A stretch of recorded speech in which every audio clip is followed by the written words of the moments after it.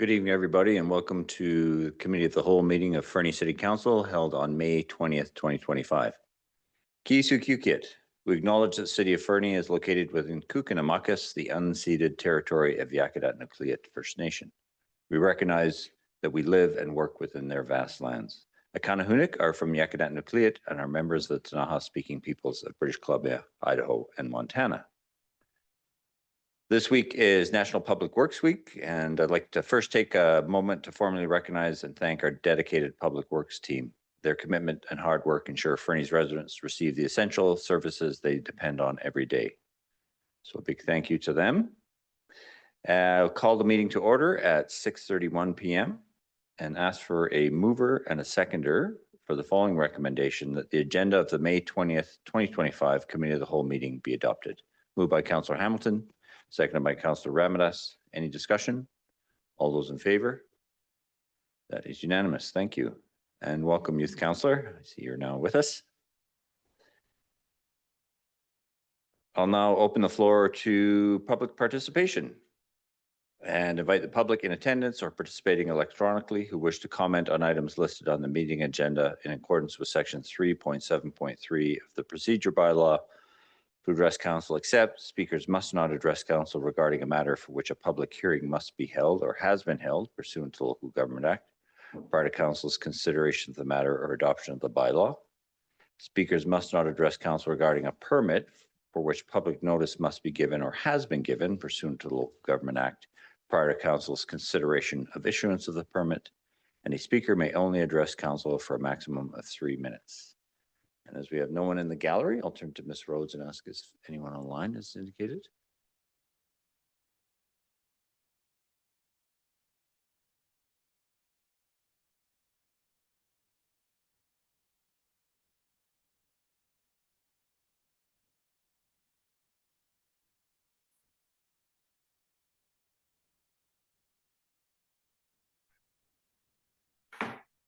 Good evening.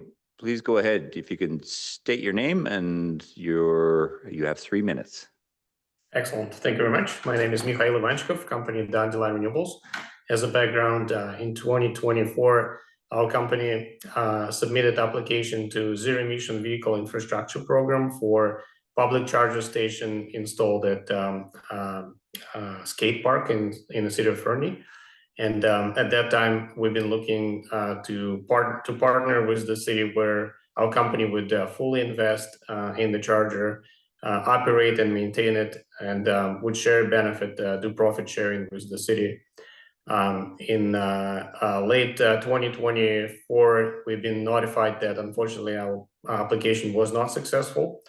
So we didn't receive the funding for the project, and we put it on hold until now.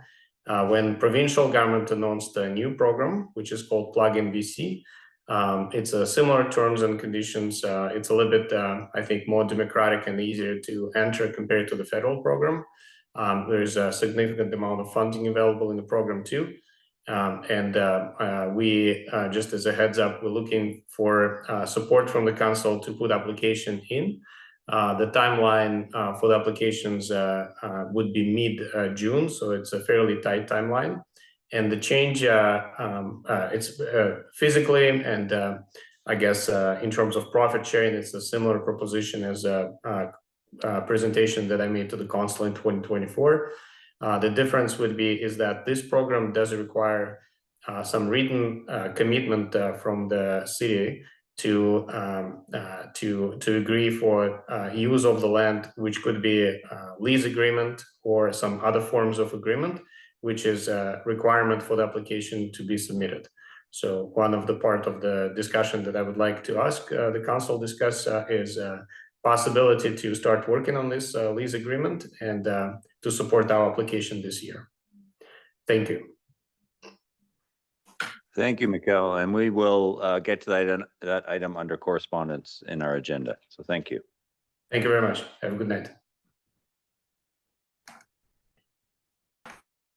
That brings us to item number 6.1, 2024-25 Q4 quarterly update from RCMP from Staff Sergeant Nielsen. Welcome.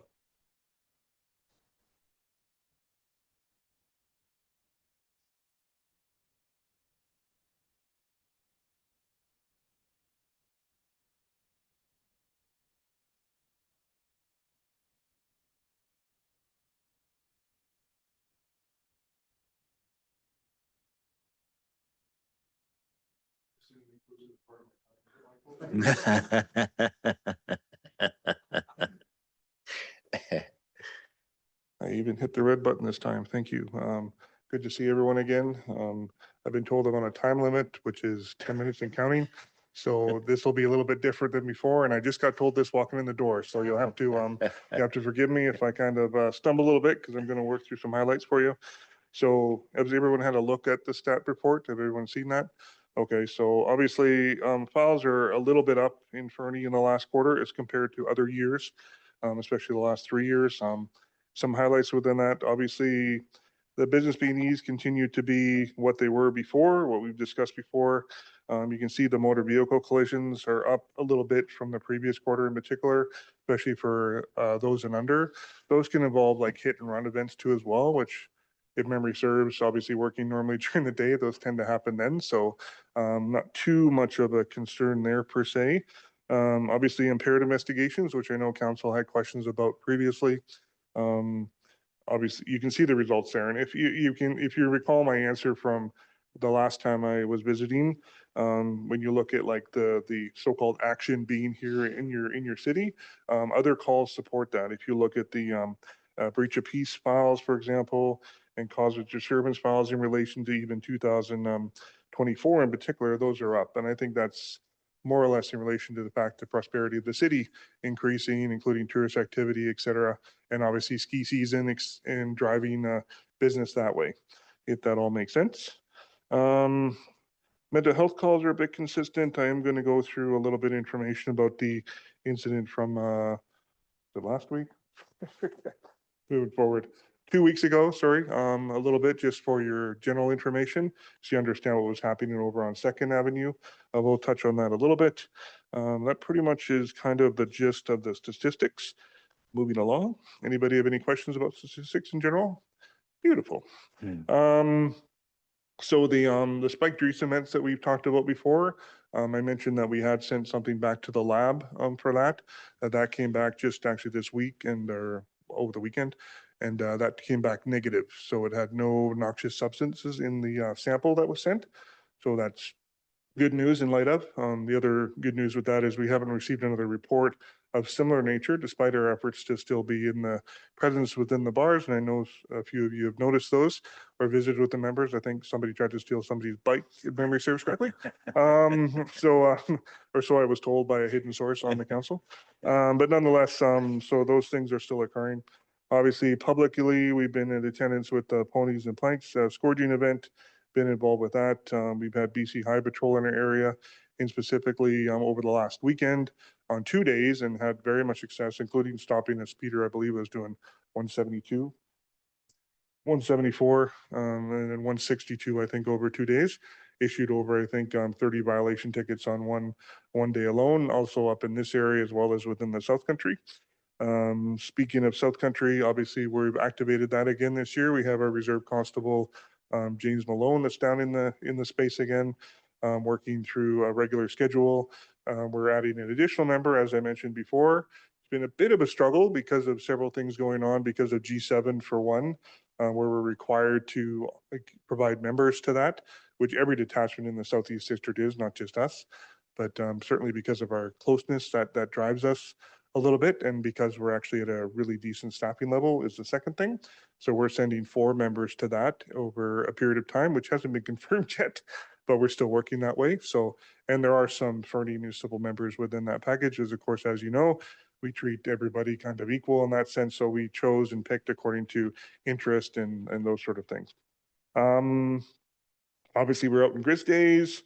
We were doing foot patrols of the Ghost Rider games, of course, and as well as the recent fight event that occurred here locally that didn't have any problems whatsoever.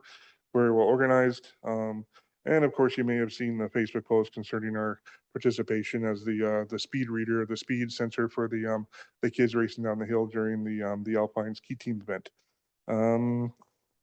Member strength wise, we have had a little bit of impact recently, although it's balanced out. Like I mentioned previously, we've had one member injured recently that's going through that, and we'll be probably off the road in some capacity for the next 6 months or so while they go through that. Fairly serious injury to just a physical injury, more or less. So no real issues there, just a matter of him getting better. And then we've had the two members I mentioned previously leave the detachment through transfers. And we have our two that are already here and slowly going through the process. Constable Bragger has finished his experienced police officer training just last week. And this week he's currently on what we call prime training, which is our normal system training that he does. So he'll be on the road come, I think, May 30th, I think is his first shift. And we had to adjust his trainer a little bit just because the one who was injured is the one who was going to train him, but it's all working out that way. And his spouse, Jen Bragger, she's going to be starting her experienced police officer program in July. Any questions about that? Perfect. Moving along. So as mentioned with the bar patrols, we completed 35 patrols in the Fernie area during the last quarter. We had 45 curfew checks. The GIS team is working through different projects and stuff, one being the Warrant Wednesday, where we've been able to utilize them to do warrant searches for us. We have outstanding warrants for people that have been criminally charged but haven't been located or appeared in court. So they've been going out one Wednesday every month just to help to eliminate those things. And that's actually encouraged some people to turn themselves in. So that's been good. And then we've had 4 individuals who were arrested and charged and released on restrictive conditions pending court appearance as a result of that. We've had pizza with police, which I believe I mentioned before. Sorry, I'm doing okay. It's 3:45. Pizza with police, which we were in Fernie on February 6th and 27th. Both Brad and I were there, had a great day with the various grades. The kids there participating with dodgeball and having them huck things at Brad in particular because he was running around like a madman, and a lot of fun, had a good time, and also answered some good questions. So that's been a very successful event, and we're migrating that to the Wild Minds Métis Indigenous kids here in the coming month and into September. Sorry? Oh, sorry. Yeah, you go ahead. Sorry, I'm forgetting that. Sorry. There we go. Sure. Why not? Thank you. So the intimate violence stays relatively the same here as far as that goes. What else do I have to mention? Oh, we've gone forward. The mayor and Michael have been made aware of this, that we're really moving forward with an idea that had come forward out of conversations with mountain bike patrols. So we've actually purchased 2 electric bikes to be able to do some patrols along the city corridors and also city parks, etc. Throughout the summer, we've got a small contingent of members that are currently trained. Brad is working hard trying to get something set up for June, and we're hoping to be able to obviously do things before then, but certainly by the time we get to July 1st to have not necessarily an everyday thing, but certainly spontaneously at times, but also just generally hoping to plan for that, to be able to do bike patrols in the city, on the electric bikes. And so they're actually police bikes. They've got lights and sirens and everything. It's pretty cool. Designed for that. So it's something we can actually do traffic enforcement with too as well. Yes, you can be stopped on a mountain bike by the police. I've done it myself. And so it's going to be an entertaining thing, not only for, I think, the city to see that, but also the members to do, because it gives them another activity to do, and enforcement, which I think is all important to all of us. We recognize what those things are. At 1:47, the constable projects I mentioned are off the ground. I think I mentioned it last time I was here, where our members have assigned duties within our annual performance plan. Those are coming to fruition, some of which are kind of fun. For example, one of the members who really likes working with youth is going through a naming convention for our vehicles. So similar to like I think the Marty McBoatface that happened over in Europe at some point. Kids will get an opportunity to name the police cars. We'll actually stencil those names on the police cars and just make it kind of fun. There's obviously more serious things, but I will leave those to that. But it's been really well received by the members, and certainly kind of unique to our area nonetheless. And I think it's really a recognition thing that the members are doing that. I mentioned the G7 contingent going. We also will be committed to sending members to FIFA too as well. I'm not sure what those are yet, but that will be coming up, and I will let you know when that happens. I think that's it. I didn't do too bad. 43 seconds. You have 43 seconds. Go. Well done, Staff Sergeant. Not too Thank you bad. so much. Questions from council? Councilor Nixon.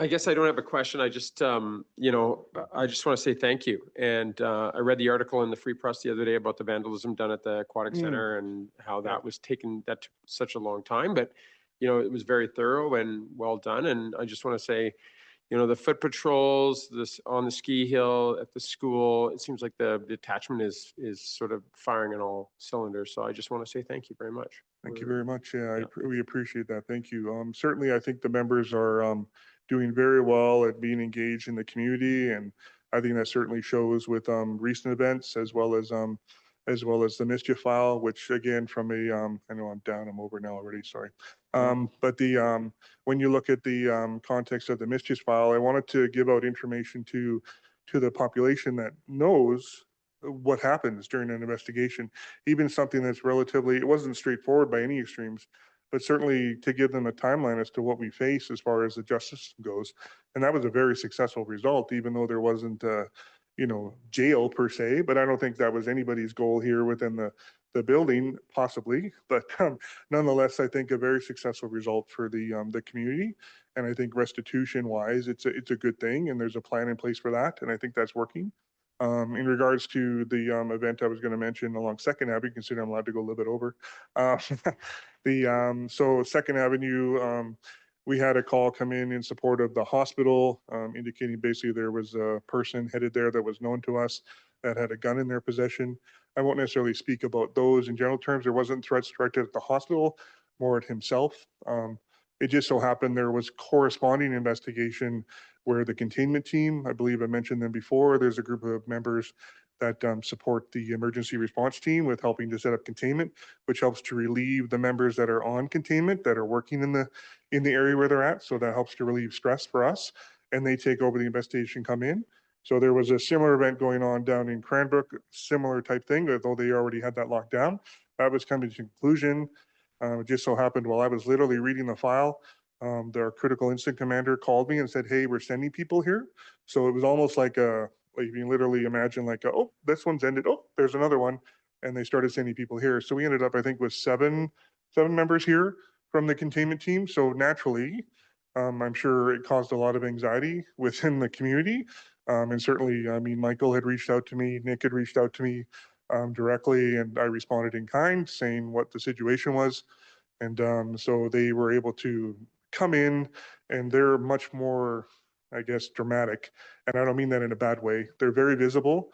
They're driving big trucks. They have an operation goal in mind, which is the safety of the area around them, and they start to contain that. So it starts to develop. You know, you see spike belts put down. You'll see the big vehicles and stuff, and big guys in green uniforms come out, and they start building a containment area. And so those things can be rather shocking at times. Fortunately, in this case, as a result of that, and also including the critical incident commander, but also the negotiator was in contact with the person, and within a short period of time, they surrendered to us. So Brad actually and one of the containment team members went through the residence where the gentleman was, which we can do under their criminal code, and as a public safety interest, and didn't find anything related to a firearm within the home, which was what we considered to be true for the person, considering our knowledge of him. So we had very much several regular dealings with that person, not regular, but irregular. I shouldn't say regular, but irregular dealings. And we're very familiar with him. And it was just sort of the situational factors that evolved, the reasons why it happened so quick, if that makes sense. So that sort of shows you, though, what's available to you as a community in the event that we are in a situation like that. There are supports available that will come in and will help us to be able to take over the situation and make it safer, not only for us, but for the community at large. They have special training, special abilities, special equipment to be able to respond to it, and it's a very useful thing. So, and of course, that leads to the emergency response team coming from the, well, essentially the Kelowna area, which is full-time now, and they're able to come in and help out. So, yeah, so two-part thing there. And the beauty of it is it doesn't come into your collator, it comes under a provincial collator from an expense standpoint. So that's all good for you. So you don't have to worry about that, just as a side note. But anybody have any questions about that? Just one, Staff Sergeant, there was some confusion in the community about location.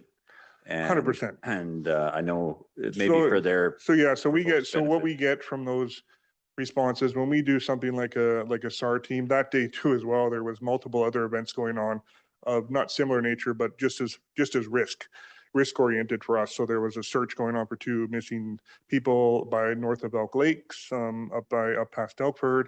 And then there was also another individual that we're dealing with at the hospital that was having a mental health episode, and we were assisting with that. So we were already at the hospital.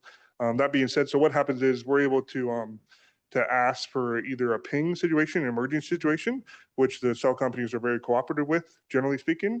If they don't believe it's like for a public safety or a personal safety issue, we in turn just fill out a form more or less, and they accept those, generally speaking, 99.9% of the time, or with clarity, 100% of the time. And they're able to give us a ping of the cell phone. So what that gives though is from a triangulation standpoint, can give us a really tight window, less than a meter sometimes. So we know exactly where the person is. Or in this particular case, I believe it was around 792 meters, somewhere in there. Yeah, 750 meters. 750 meters. Thank you, Brad. 750 meters. So if you take the pinpoint being in James White Park, which I know Michael had reached out to me with that, what's going on in James White Park, that was the center point, and then put a circle 750 meters around. We know he's in that zone. We just have to find him. So we were able, with a search, actually, it was a public servant actually in the office. I was looking at files and trying to find a location where the person might be oriented to near James White. And it was actually a public servant that both and I went through the file, but I didn't actually read the synopsis. To be blunt, I was looking for entities on it to show addresses for connections with the person.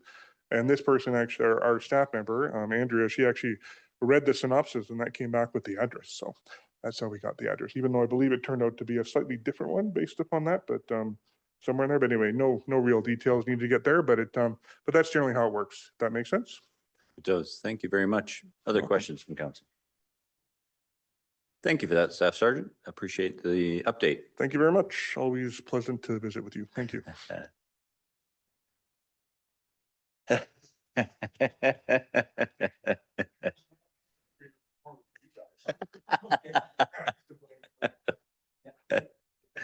Thank you. Item 7.1, the 2025 Q1 quarterly update from our Finance Department, a report from our Director of Finance, Mr. Burdett.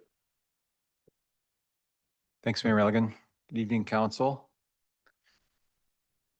Just a few slides to accompany the content in your report.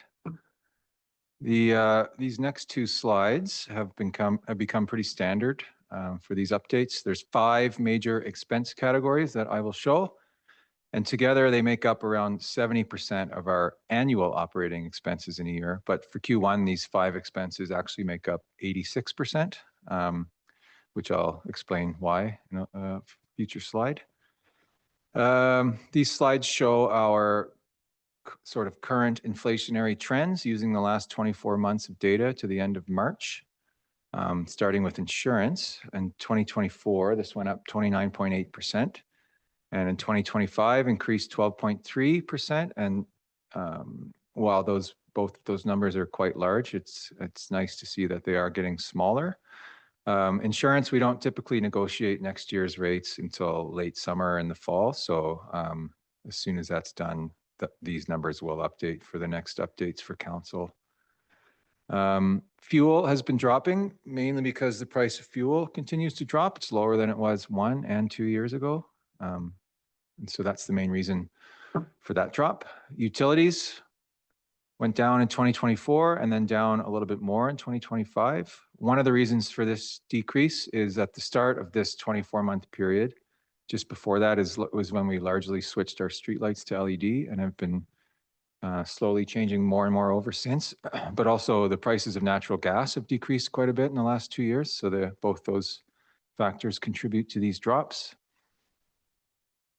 Wages and overtime, fairly flat increases or decreases here, as most of this is tied to pre-existing contractual agreements.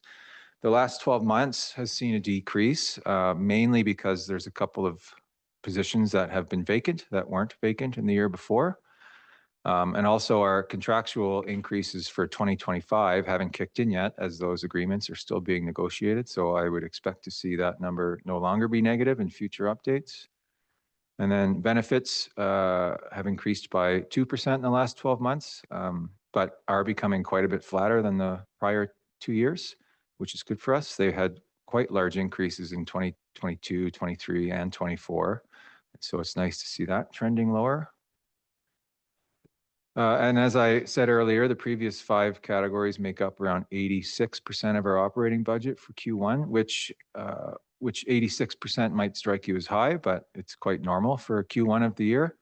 The other items we have in the budget, like, building maintenance and parks, et cetera, don't usually kick in both until after budget is approved, which was in April, and also not until it's summertime.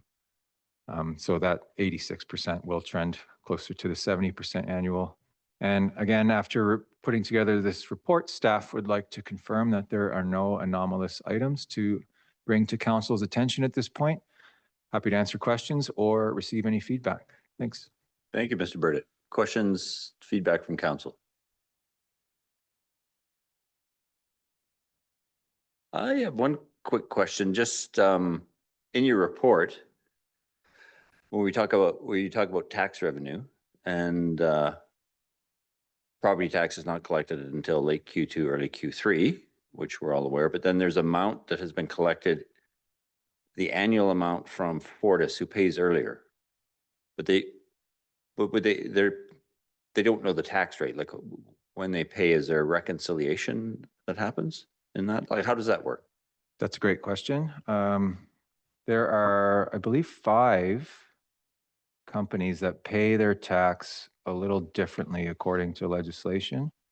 There's, pardon? No, sorry. There's Fortis, BC Hydro, TELUS, and it's called Cablevision on this spreadsheet, but that's Rogers. Yeah, Rogers, thank you. And then the 5th one, I forget what that is, sorry. But they pay 1% of their sales as their tax. So they don't pay property tax the standard way. And so they all kind of pay at different points during the year, and Fortis just happened to pay part of theirs earlier in the year. So that's why that is. Well, that's interesting. And because later in the agenda, we'll be talking about, it's business license fees, not business tax, but how does that equate to what they would be paying property tax, for example? What's the difference? I mean, Fortis, for example, the amount on my report's not their full year, but they pay roughly 173,000 in a year, which is way more than would be on a building that they own. Fair. Yeah, the official term for this is called payment in lieu of tax, or PILT. So you might see that term floating around now and then. Thank you. Other questions or comments from council?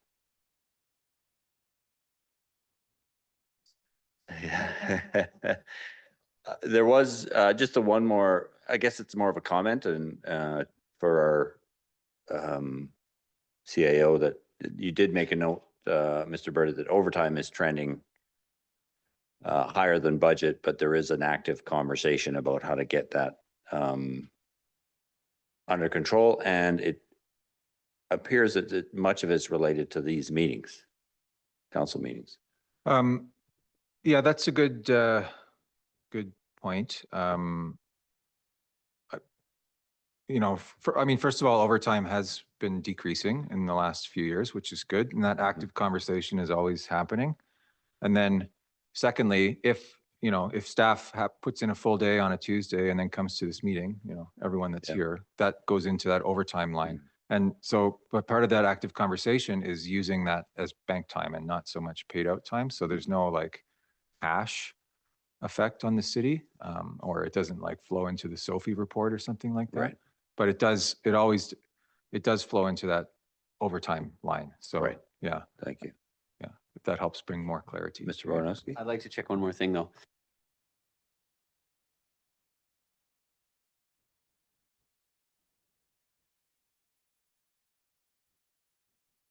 Council will also recall that late in 2024, we had to change our operating model for utility standby just because of computer and IT security concerns. And so that really has been a significant increase as well.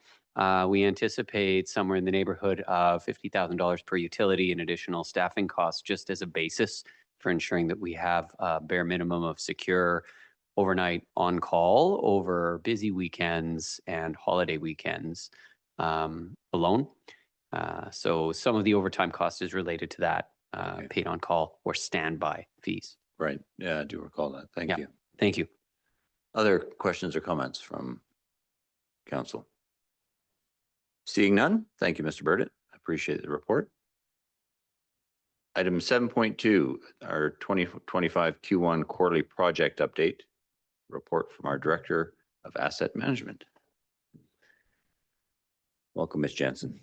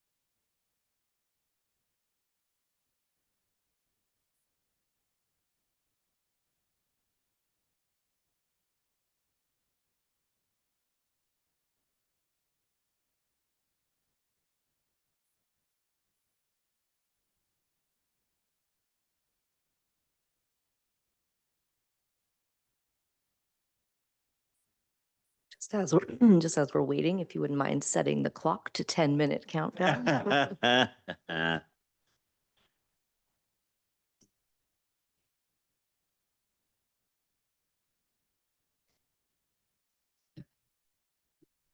Good evening, Mayor and Council. I have a short presentation for you this evening to accompany your agenda package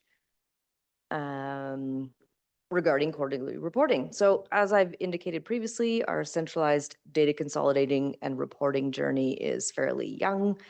With each quarter, where we are incrementally improving on our process, collaboration, and eventually the relevance for staff, council, and the community can be improved. And as I've previously indicated, the intent is to move toward reporting that is reflective of performance, whether that's service performance, regulatory performance, sustainability performance, project delivery performance, procurement, et cetera, et cetera. Probably could have used an Oxford comma in there. In any event, bringing this forward to you quarter over quarter as it's one of several transformation initiatives going on in the organization. So you'll recall this slide from the last quarter, just some of the outcomes that we're looking for in terms of our approach. We're right now just resource for incremental improvement. So building more organizational awareness through this project, improving capacity planning and resourcing, increasing our ability to celebrate successes, and linking the data to a purpose. For information only. So this is just an information presentation, and directors and the CIO will bring any critical items back to this table. So just a quick overview of major projects, quick look at the project dashboard, highlight a couple completed projects, look at priorities and critical projects underway and highlight a couple of areas where there are concerns or challenges. So this is a quick overview. The key takeaways here are that about almost half, about 42% of active projects this quarter were new project starts. Also notably that very few projects are facing major concerns or challenges. You'll see also that 10% of our active projects this period were completed by the end of the quarter, and just a little over half, 53% of projects are associated with being critical to maintaining existing service levels. And about a third of those are related to sustainability initiatives around core services. So you'll, in your package, for anybody interested and listening at home, the full project list is attached to this report as an appendix. Quick highlight on some completed projects. So this quarter there were 4 priority 1 projects and a couple new project starts that were completed. This is pretty similar to in line with the last couple of quarters in terms of completion rates.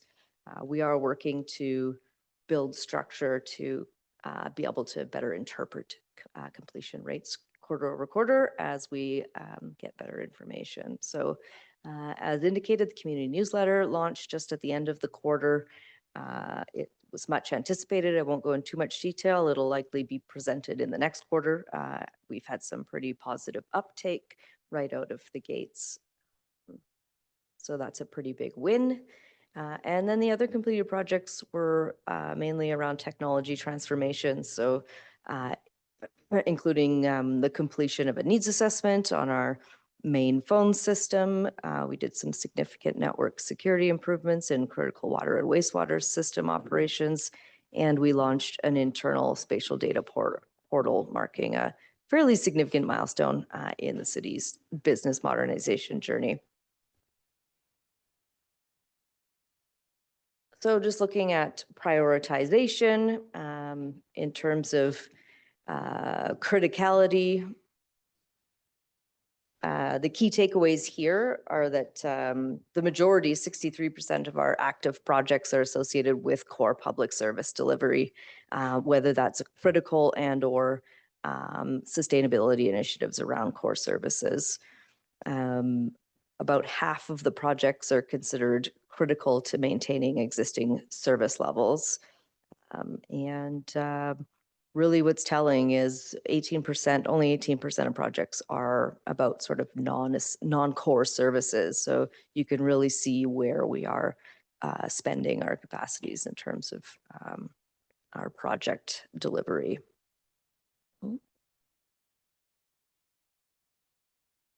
Feel free to interject and ask questions if you want. Thank you. The clock doesn't seem to be going down here. It won't for you. Okay. So here's a quick look at some of those critical projects that are underway. These are primarily around addressing the infrastructure deficit in our core service areas. We've got projects in wastewater, around renewal of wastewater collection and treatment infrastructure. That work spans from treatment system assessment and compliance strategy to engineered design and exploring funding strategies, such as creating shovel-ready wastewater projects to apply for senior government grants. The other area is potable water.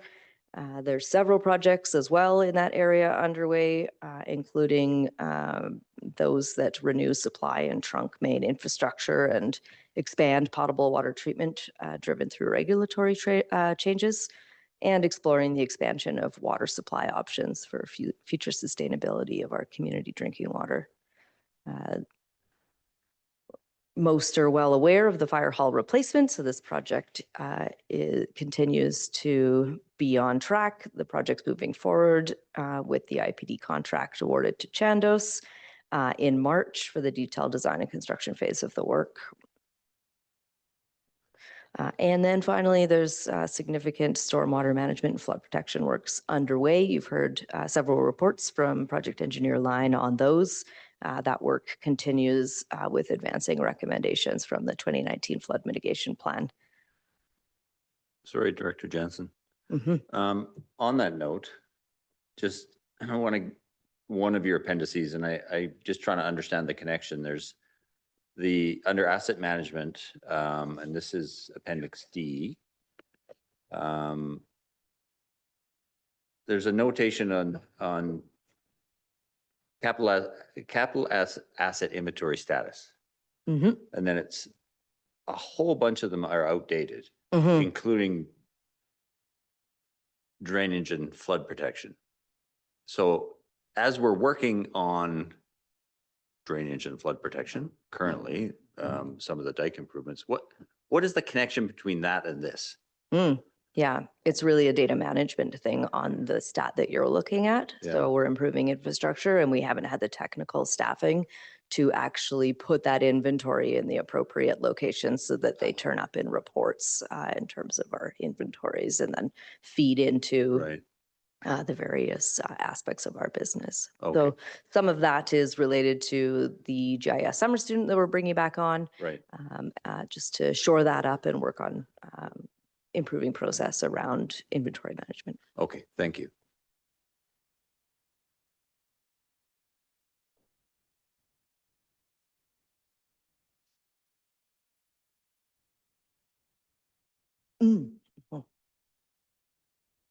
Okay, just a quick snapshot on implementation status. So key takeaways, most of our projects, 50% are on track. This is on trend, as we work to improve our capacity and project planning and coordination. We're still seeing several projects as delayed, but that you'll see that start to trend to a much lower level as we move through the year. And again, very few projects are facing major concerns this quarter. Just to highlight a couple of the projects that were flagged by directors. Councilor Ramada, sorry, Director Jansen. Councilor Ramada? Thanks, Your Worship. Sorry, Director, what makes you think that as the year progresses, somehow those numbers will come down? Thank you for your question through the mayor to Councilor Ramadas. It's really about the tracking of projects and the right sizing of what we say we're going to do. And, in terms of reducing the number of active projects to deliver projects on a quicker pace rather than take on many projects and delay them. So we'll see that reduce in a sense that we are streamlining what we are going to achieve in the next quarters, as opposed to oftentimes there's just too much work to deliver in the period. And that's why we're seeing that delayed some challenges. Most of those are resourcing and interdepartmental coordination challenges. So it does mean that projects in the list that may be slated for kickoff or completion within the next few quarters will see a shift to be start a little bit later or finish a little bit later. Sorry, on that note, one of them that shows in the major projects list as delayed and some challenge is the childcare and affordable housing provincial pilot. So that one's near and dear to many people's hearts in this community.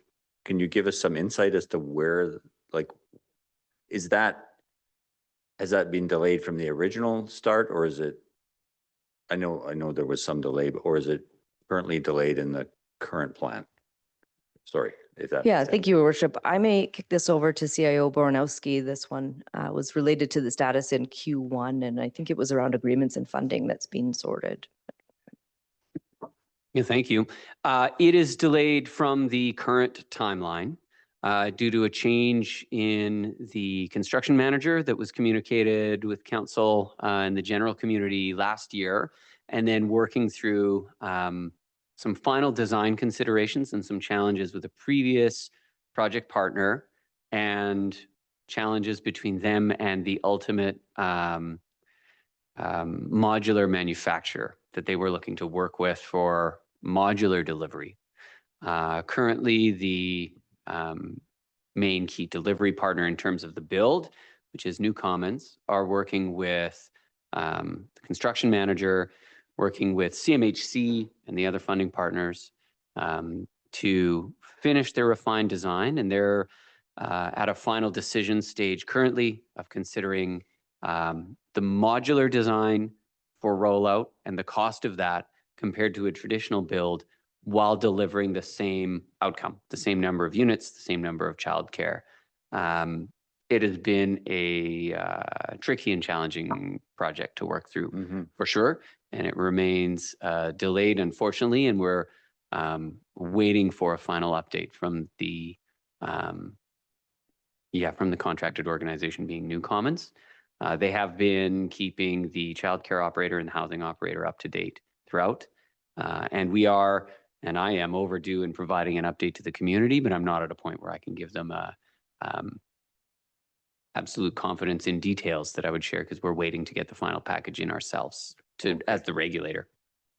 Thank you. So given its status as yellow light, I guess here, it is, well,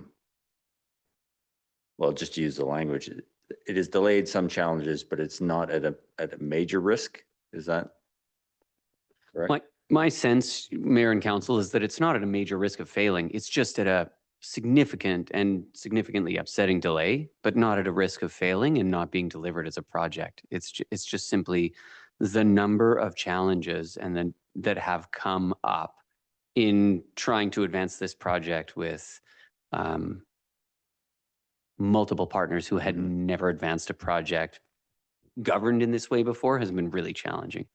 Yeah, it sort of speaks to that notion of sometimes better to be a fast follower than to lead the way. Yeah, certainly. And my perspective is we have some great partners around the table. We just are cleaning up from some really significant challenges that we encountered along the way because of that and because of how we were looking to approach construction with the layers around the modular build. Thank you.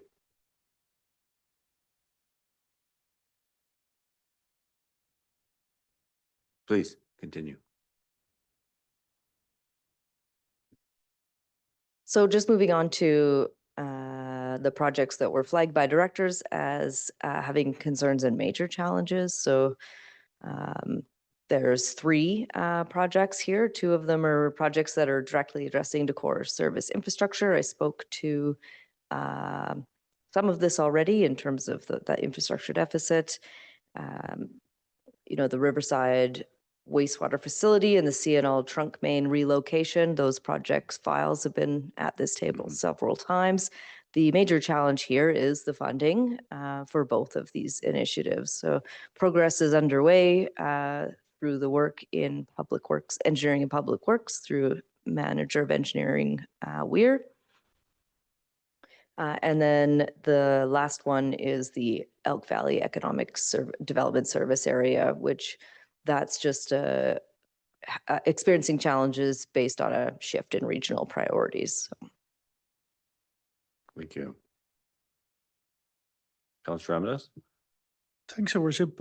Just going back to Mayor's comment on the yellow there, with respect to delay, is there any kind of underlying theme there? Is it scope or cost or schedule? Like what's driving many of these delays? Not having money in place to be able to fund the work that we need to do. It's as simple as that.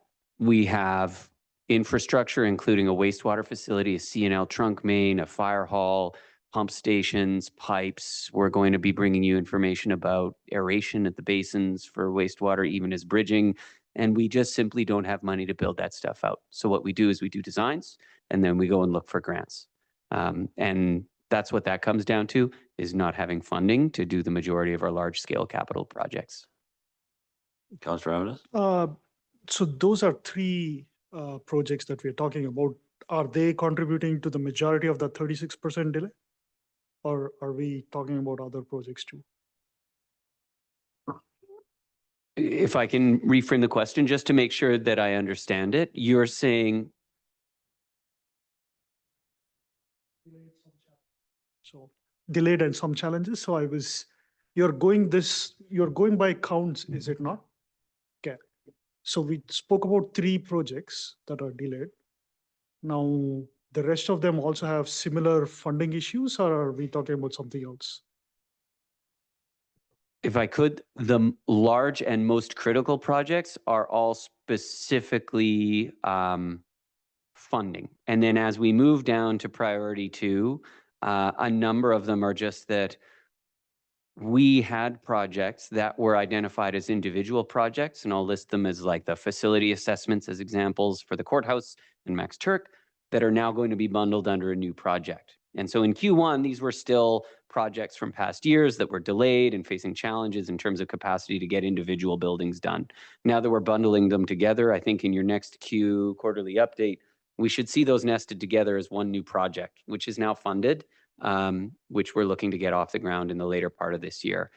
Beyond that, there is a bit of just not having the time to get some of the projects off the ground that are in the list and were identified. I would list some items like we have a photo asset and brand refresh, a website update. We've got to work on our security system and surveillance policy and program. And as you know, we've had a lot of turnover in corporate admin and have a new and excellent corporate officer and a new corporate admin team largely who now need to take on some of those policies. So some of that is delayed, just simply based on capacity and time to do the job. So all of those, some of them are very small compared to C&L right of way, obviously, but it is a raw count. So it's not like a percentage based on project value or yeah, it's a count. Does that help provide a bit of clarity? No, it does. Sorry, No, go ahead. Thanks for paraphrasing this. I know it's complicated, but I just wanted to see like if there is any common theme there. 3 of the projects are funding related. The rest of them, are they scope related, cost related, or schedule related? Like that's what I wanted to understand. I would say some of them are simply delayed because they're going to be longer projects than we originally anticipated. And though like sourcing alternative groundwater source and doing our long-term water sustainability work that is funded by EVR, but that we're working through, it's just taking a lot of work. It's more complex than we originally thought, right? The scope has grown. We have a lot of work to do. We're working with them, closing out our scope development for our next contracting, and we're looking at plotting out our next 3 test well sites. But those projects have also gotten bigger just as they go along. And then we have had some gaps in staffing with some staff on leave. So there are some projects that are just sitting, waiting for them to return to work. And once they're back, they can pick those back up again. Thank you. Councillor Hamilton. Thank you. I think Mr. Bornowski answered part of the question, but with the 2 major projects that have major challenges, concerns, and are funding related, given the nature of those projects being quite important to the critical functioning of our community, when do we start discussing looking at alternative funding sources rather than solely relying on grants?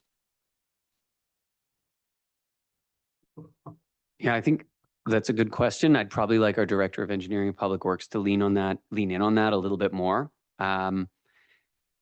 Alternative funding sources are going to be looking at your utility and your general operating reserves and how to fill those up.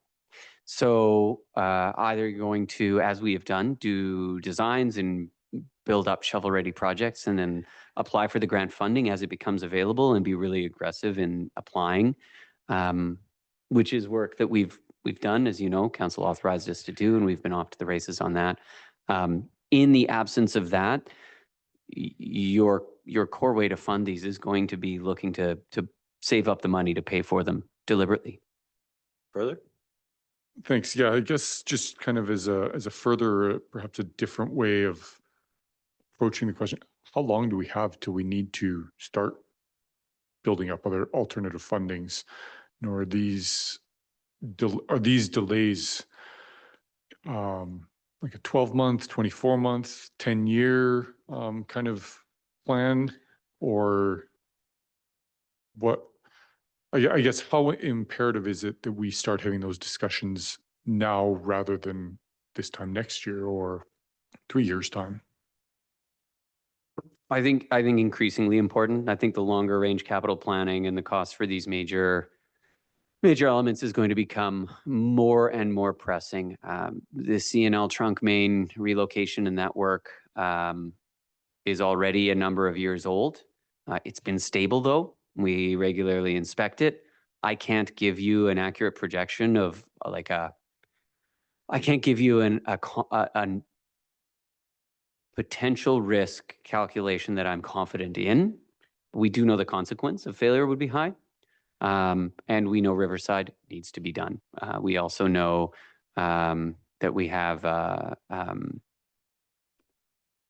pump houses and other work that need to be done. So we've applied for grants for those.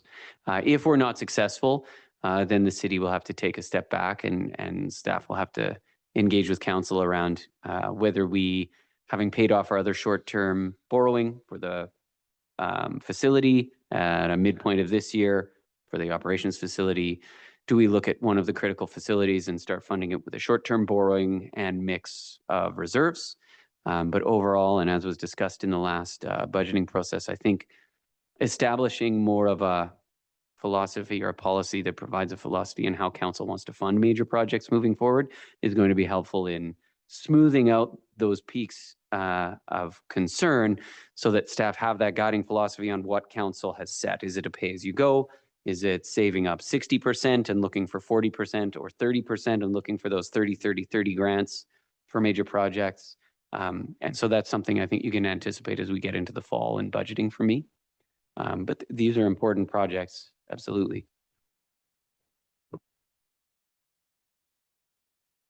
Carry on, Mrs. Jensen.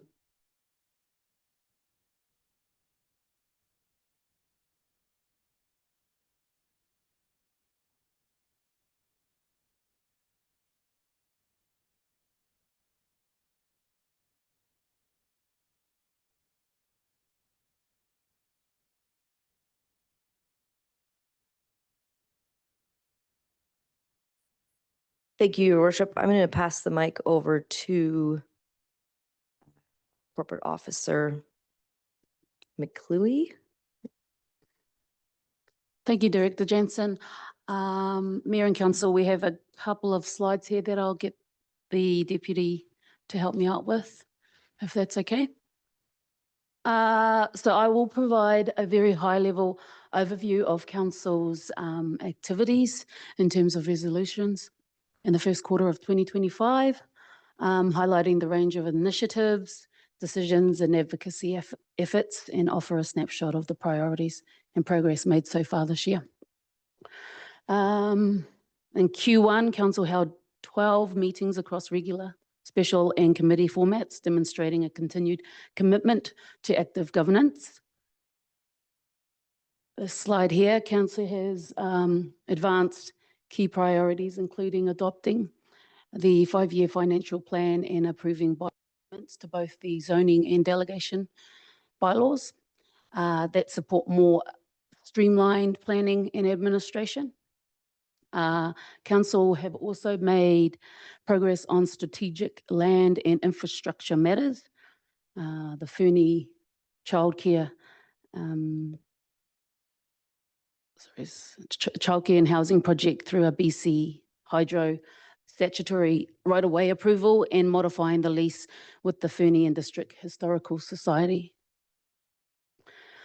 On the community side, Council supported major local events like Grizz Days and Chautauqua Celebration, while also recognising cultural diversity through initiatives such as the Francophone flag raising at City Hall in March. Council authorised staff to begin work on the new resort development strategy to ensure Fernie continues to benefit from provincial investment through the Resort Municipality Initiative.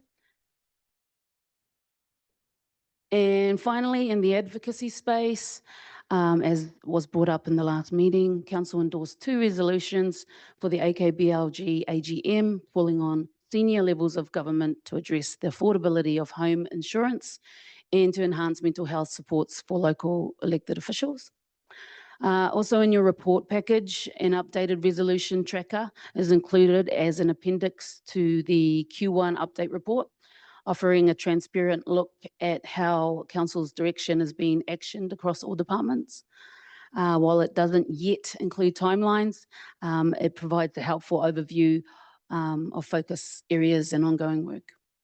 So in short, in Q1 reflects a balanced approach, combining fiscal planning, community support, strategic advocacy, and implementation of decisions made by our council. Thank you, and back to Director Jensen. Thank you, Ms. McAway.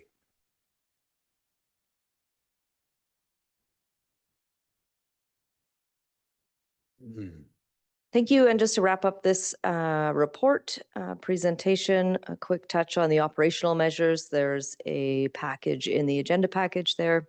I'm not going to go through any of the specific details. It's listed by department.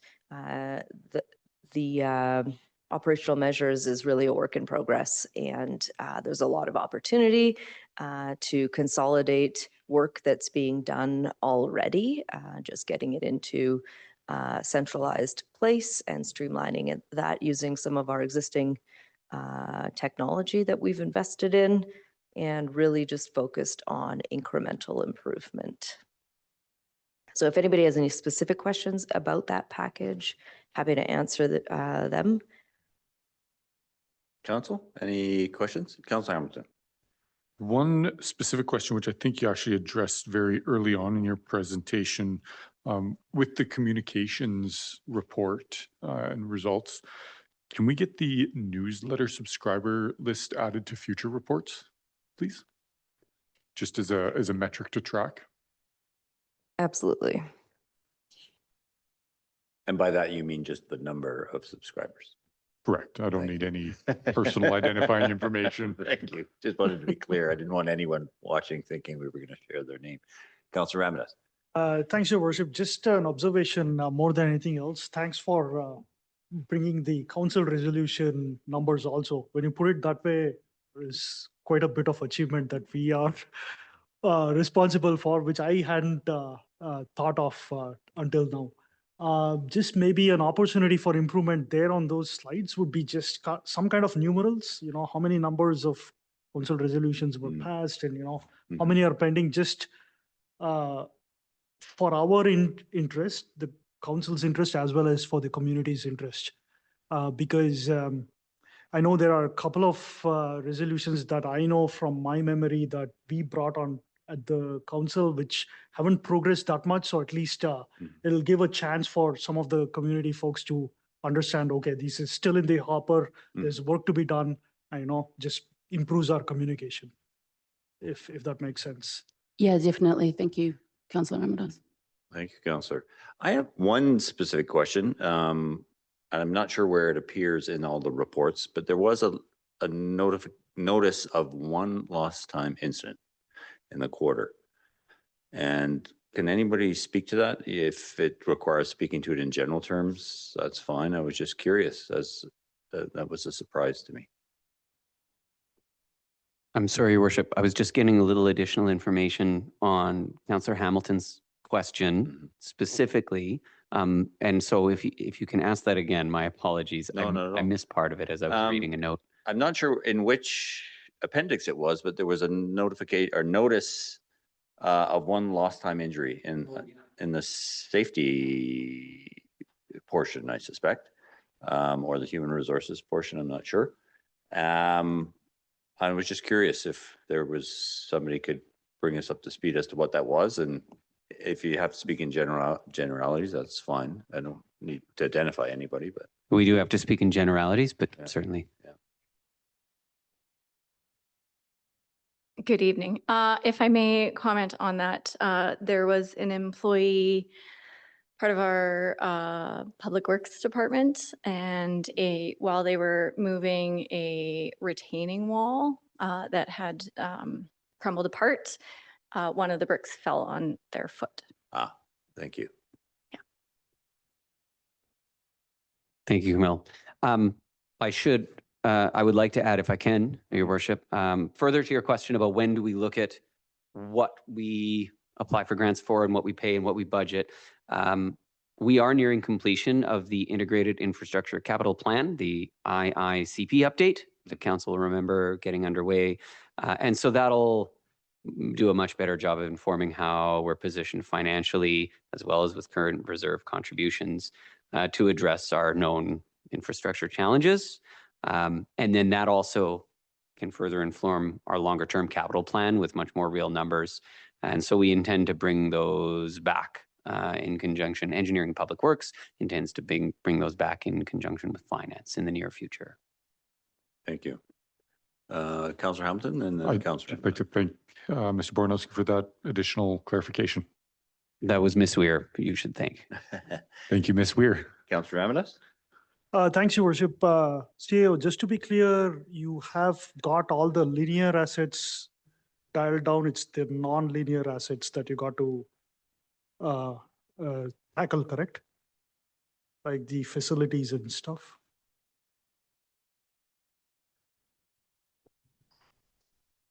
I'll ask Ms. Weir to share comments as she's much closer to the details. That IICP update is actually still updating further the numbers on the linear assets, water, sewer, storm assets that were generated in 2020 with a list of short-term projects. So this will provide new up-to-date cost information with newly prioritized short-term infrastructure projects. And so we'll have in today's dollars list of those projects. So it's not covering the facilities, not in this one. Thank you, Ms. Weir.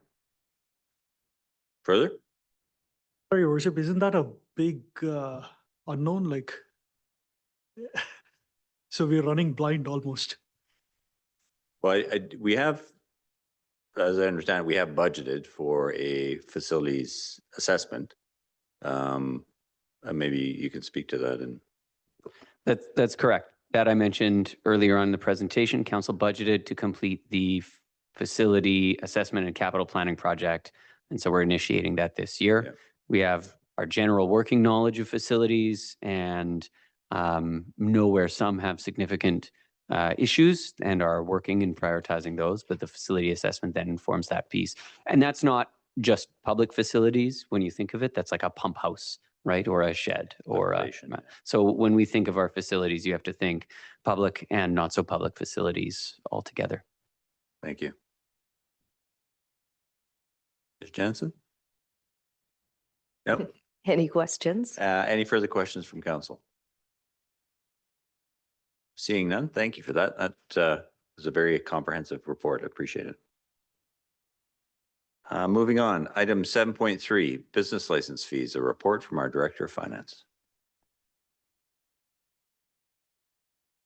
Hello again, Council. Another brief presentation from me, but just to preface these slides, I am just a week out of audit and budget, and so while there's some data and research in here, I self-describe it as a bit high level. And so that's part of what I will be working on during the summer, is doing more research and providing better numbers for council and the business community over the summer.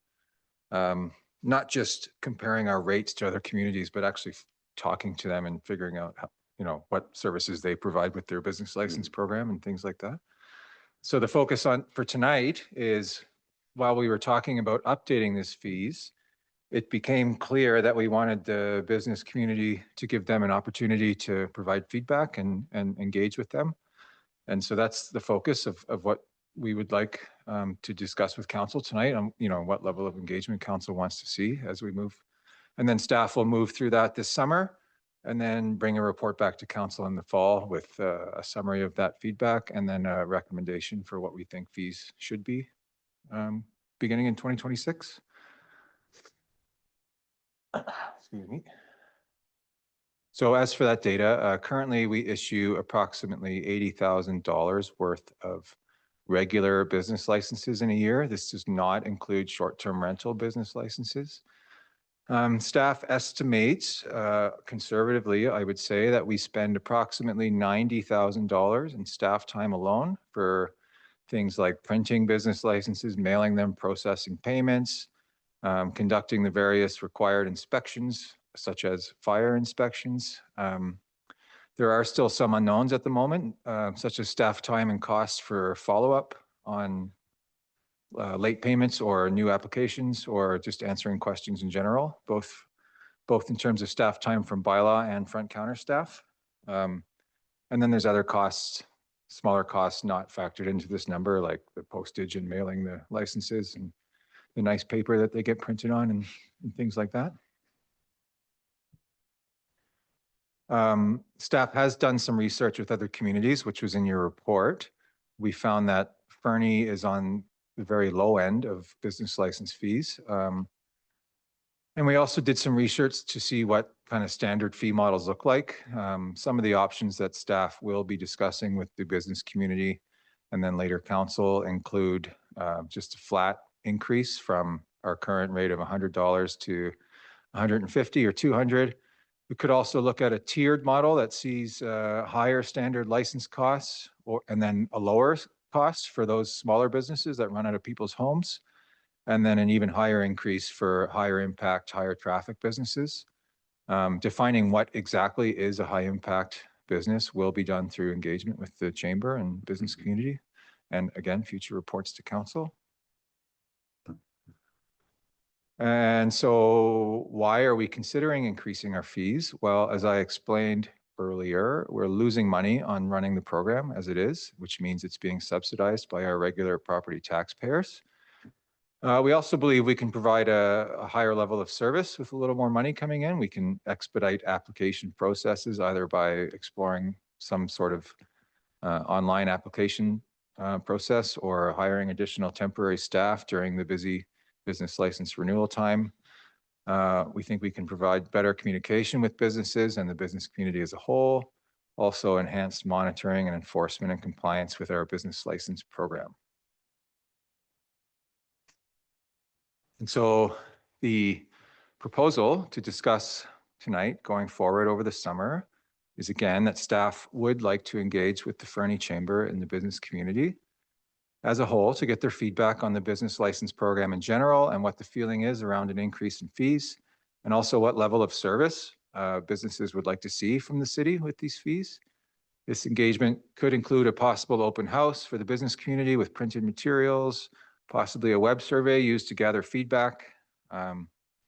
Again, staff would then compile and report the results to council in the fall, provide a recommendation on what fees should be for 2026. And that's it for my presentation. Happy to answer any questions. Again, I specifically would like to ask council on what level of engagement they'd like to see. If there's any data that you were expecting in this initial data that would be useful in the future, and anything else council would like to discuss. Thanks. Thank you. Council, questions, comments? Councilor Hamilton, then Councilor Ramanos. Thank you. Firstly, I'm happy, excited, glad to hear that we'll be looking to our business community to give us feedback before we make a decision here. I mean, as I read the report, I'm certainly personally intrigued in the kind of tiered approach with different businesses paying different levels based on their impact, how we assign and define that impact. Looking forward to hearing that, but yeah, that's my comments. Thank you. Thank you. Councilor Ramanos? Almost exact same thought here, Your Worship. Yeah, like I'm glad that, but yeah, again, my preference would be tiered structure, but who am I? Let's talk with the business community and see what they got to say. And rest of the report is non-controversial. It's all in favor for it. Councilor Nixon?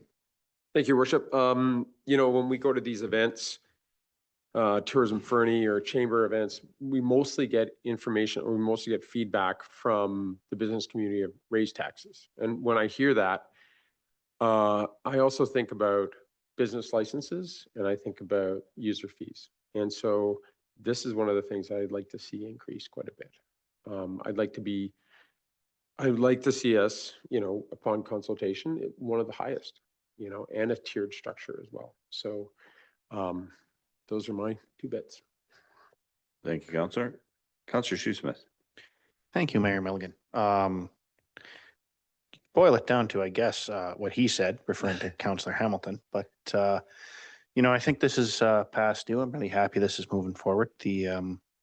Just the general average taxpayer in Fernie finds themselves subsidizing all sorts of things. And I think anytime we can take one of those and allocate the costs correctly, that's something we should be doing. So I'm excited to see this move forward.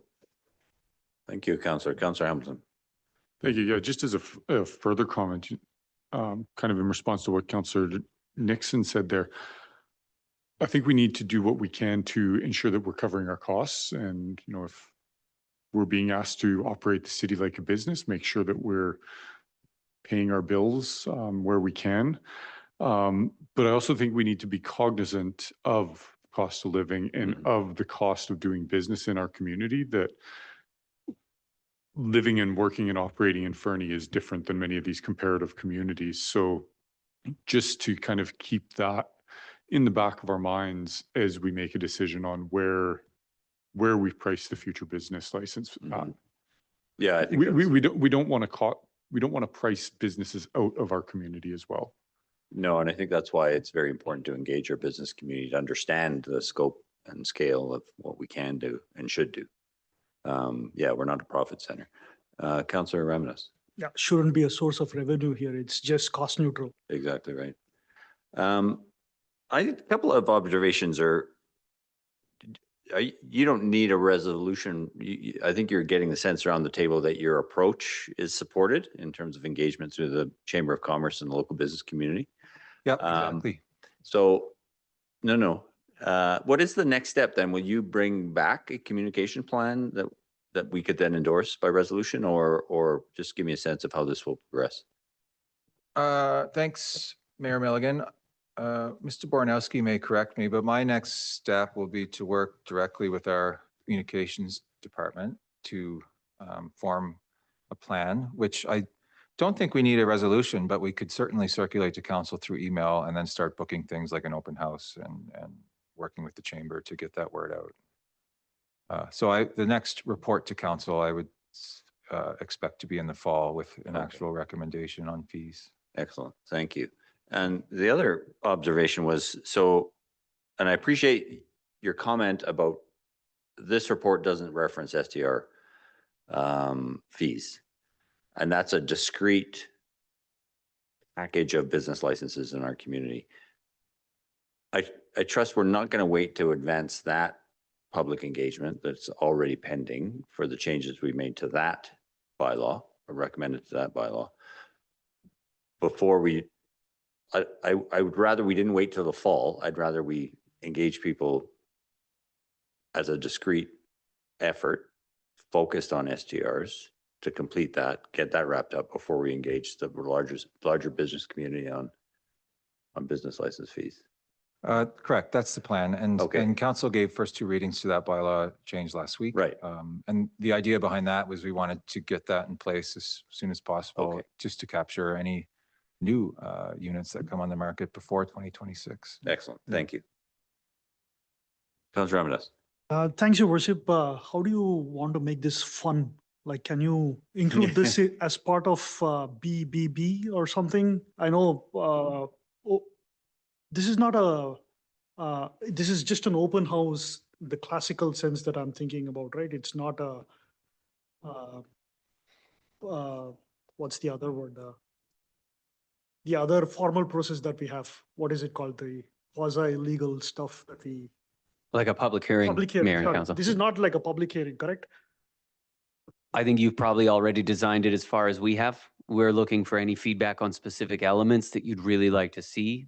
A fun and engaging business community initiative is fine to be one of those. So how do we make that open house engaging and meaningful and useful, but not just some display boards in this room and people walking around? Mhm. My suggestion would be, Your Worship, to just join forces with Chamber during their BBB Yeah. events and make this one of that. Yeah, that feels like a natural, particularly in the wake of our business banter and budget. Yeah, business banter and business license discussion. Thanks for that, Councillor Ramadas. So then, to amend what I said earlier, my next step will be to work with our communications department and Ms.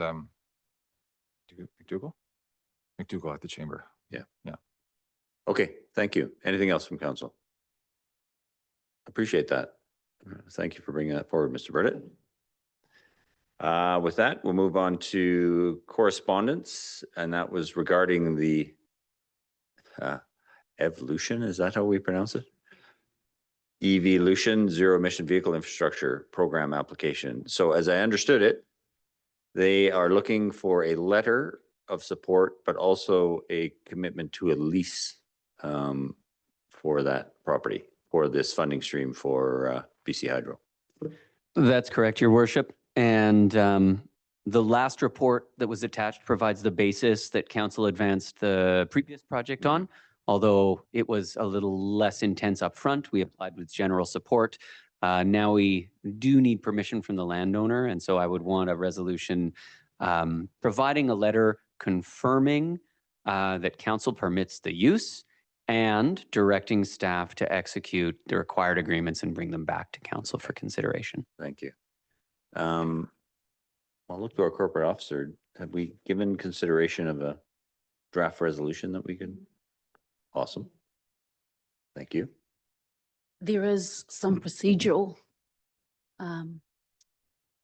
things we need to consider. Complications? Yeah, definitely. Please, yeah, let us know. So if we want to advance this project, then we do have a resolution that could suffice. We will need a recommend to council Okay. because we are in the committee of the Right. whole. And then we would go into special meeting and recommend to council there. And then we could probably push the resolution. Okay. So the following resolution could suffice if council would like to move forward with this. That committee recommend that council provide a letter of endorsement permitting the project to advance and direct staff to advance a lease with the proponent, such that if funding is not successful, it be terminated immediately. Does that work? It feels like the safety catch at the end in terms of if they're not successful, then the leases doesn't advance. Yeah, if I may, Your Worship, Yeah, please. I would just say agreements rather than specific lease. I do believe that we'll need a partnering agreement and a lease or a land use agreement and a partnering agreement. Okay.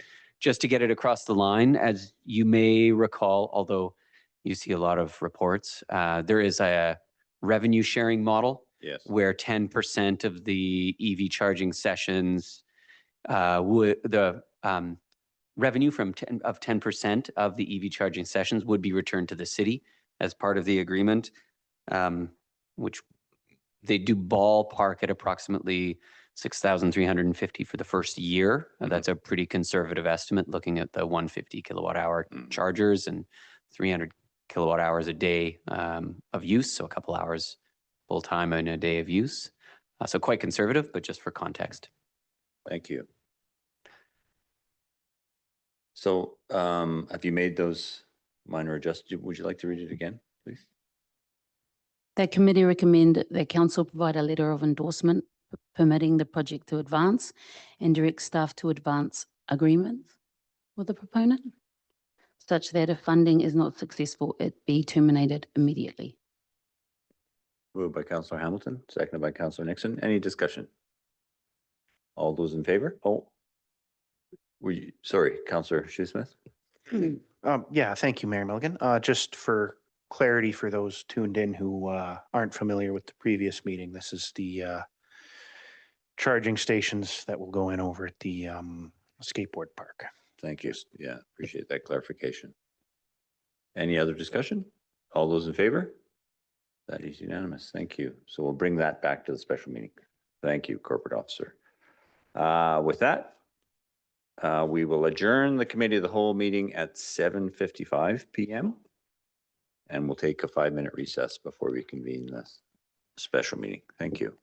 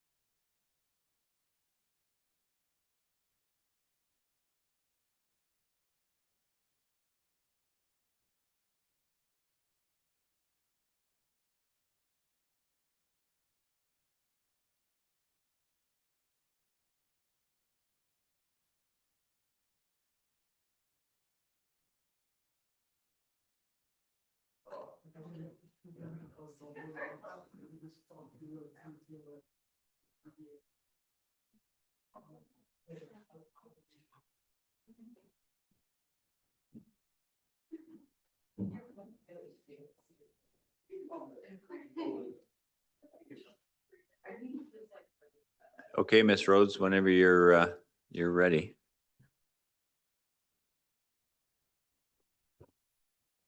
Thank you. Welcome back. Those of you who have stayed with us. Welcome to the special meeting of Fernie City Council held on May 20th, 2025.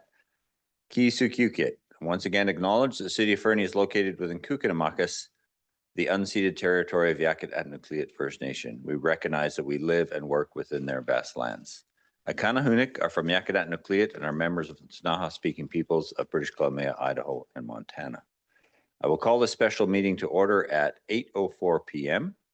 and ask for a mover and a seconder for the following staff recommendation that the agenda of the May 20th, 2025 special council meeting be adopted. Moved by Councillor Hamilton, seconded by Councillor Nixon. Any discussion? All those in favor? Thank you. That's unanimous. I'll now invite the public in attendance or participating electronically who wish to comment on items listed on the meeting agenda in accordance with section 3.7.3 of the procedure bylaw. To address council, except speakers must not address council regarding a matter for which a public hearing must be held or has been held pursuant to the Local Government Act prior to council's consideration of the matter or adoption of the bylaw. Speakers must not address council regarding a permit for which public notice must be given or has been given pursuant to the Local Government Act prior to council's consideration of issuance of the permit. A speaker may only address council for a maximum of 3 minutes. And we have someone in the gallery. So if you could please identify yourself and you have 3 minutes. Thank you, Mayor. My name is Veronica Shire. I am a member of the committee that is presenting here, and I've been a Fernie citizen for my entire life, essentially. I moved away a few times for college, but have lived here, and I love it. And I definitely call this place home.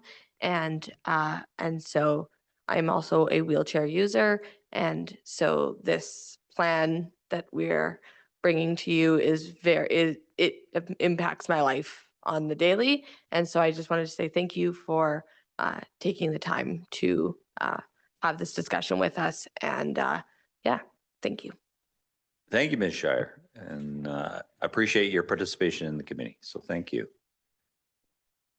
And I'll turn to Ms. Rhodes. Has anyone online indicated a desire to speak? Thank you. Seeing none, that is a great segue into our first presentation from our Acting Director of Corporate Services and HR, the Elk Valley Regional Accessibility Committee Final Accessibility Plan. Over to you, Ms. Neal.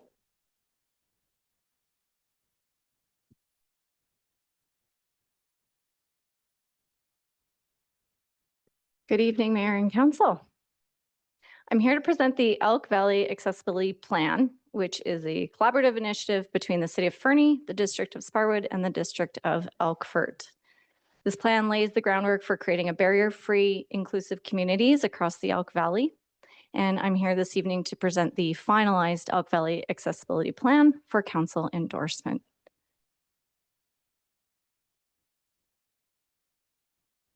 Part of today is we're seeking your review of the final Elk Valley Accessibility Plan and your direction. This plan is a product of the regional collaboration and reflects both legislative requirements and local lived experiences. It sets the direction for integrating accessibility across all aspects of municipal operation. Bit of background and legislative context is the Accessibility BC Act came into effect in 2021, and Part 3 sets out key requirements that public sector organizations are required to establish an accessibility committee, develop an accessibility plan, and implement a mechanism for receiving public feedback on accessibility. This is just a recap that the Regional Accessibility Committee was formed in November of 2023. And then the committee retained Nell Bolt from Bolt Access Design Consultant. And then they distributed a regional accessibility survey in Fernie, Sparwood, and Elkford in the summer of 2024. Now, this work is mandated under the Accessible BC Act, and the committees, as I said, must have a committee, a plan, and a way to gather that public feedback. This is part of a province-wide effort to reduce barriers for those living with disabilities across our communities. The accessibility plan priorities is organized into 6 key categories, each aligning with the standards in the BC Accessible Act. This includes building staff awareness and capacity, addressing physical infrastructure barriers, improving communication, and embedding accessibility into emergency plans and policy frameworks. Each targets specific barriers residents face, whether physical, informational, or systemic. So the 6 key areas, there was employment and training with key in the action plan with key actions that the committee can take, which includes like including people with disabilities in media and marketing materials, reviewing hiring practices to make sure that there is plain language, inclusivity, and flexible work options for those who need. And we also would like to provide staff training to increase our colleagues' awareness in the work they do and how that impacts our residents across the communities. The built environment is related to working towards a barrier-free access to municipally owned buildings and facilities. There are priorities such as including ramps, automatic door openers, accessible washrooms, elevators, parking, and accessible sidewalks and curb cuts. We also want to include accessibility, the lens or the perspective in future RFPs, project budgets, and in auditing our municipal buildings. And then other action items include exploring strategies to increase accessible parking, review the curb cuts and designs, and including accessibility in all future infrastructure projects. Communication and information, the goals in this area are to ensure that municipal communications and emergency preparedness plans are accessible and inclusive for all residents. We'd like to meet accessibility standards on our website, offer alternative communication methods such as plain language, large print, or ASL if needed, and create online accessibility map of municipal facilities and include accessibility options in the service request categories when residents are communicating with us. Emergency preparedness plans account for the diverse needs and safety of residents in the event of an emergency. Sparwoods has made specific advancements over the years with the development of the Vulnerable Persons Registry, which is an optional program that you can register on in the event of an evacuation. Then you are on that if transportation needs to be arranged or consideration provided in the event of an emergency. Sorry, Director Neil, Councillor Hamilton. But you mentioned that's specific for Sparwood. There's nothing like that for Fernie or elsewhere in the valley? Thank you. If I may, Sparwood's enacted it and has been using it for a few years. So we will definitely look at that for the city of Fernie and what's all involved in that. Yeah. Councillor Roundas?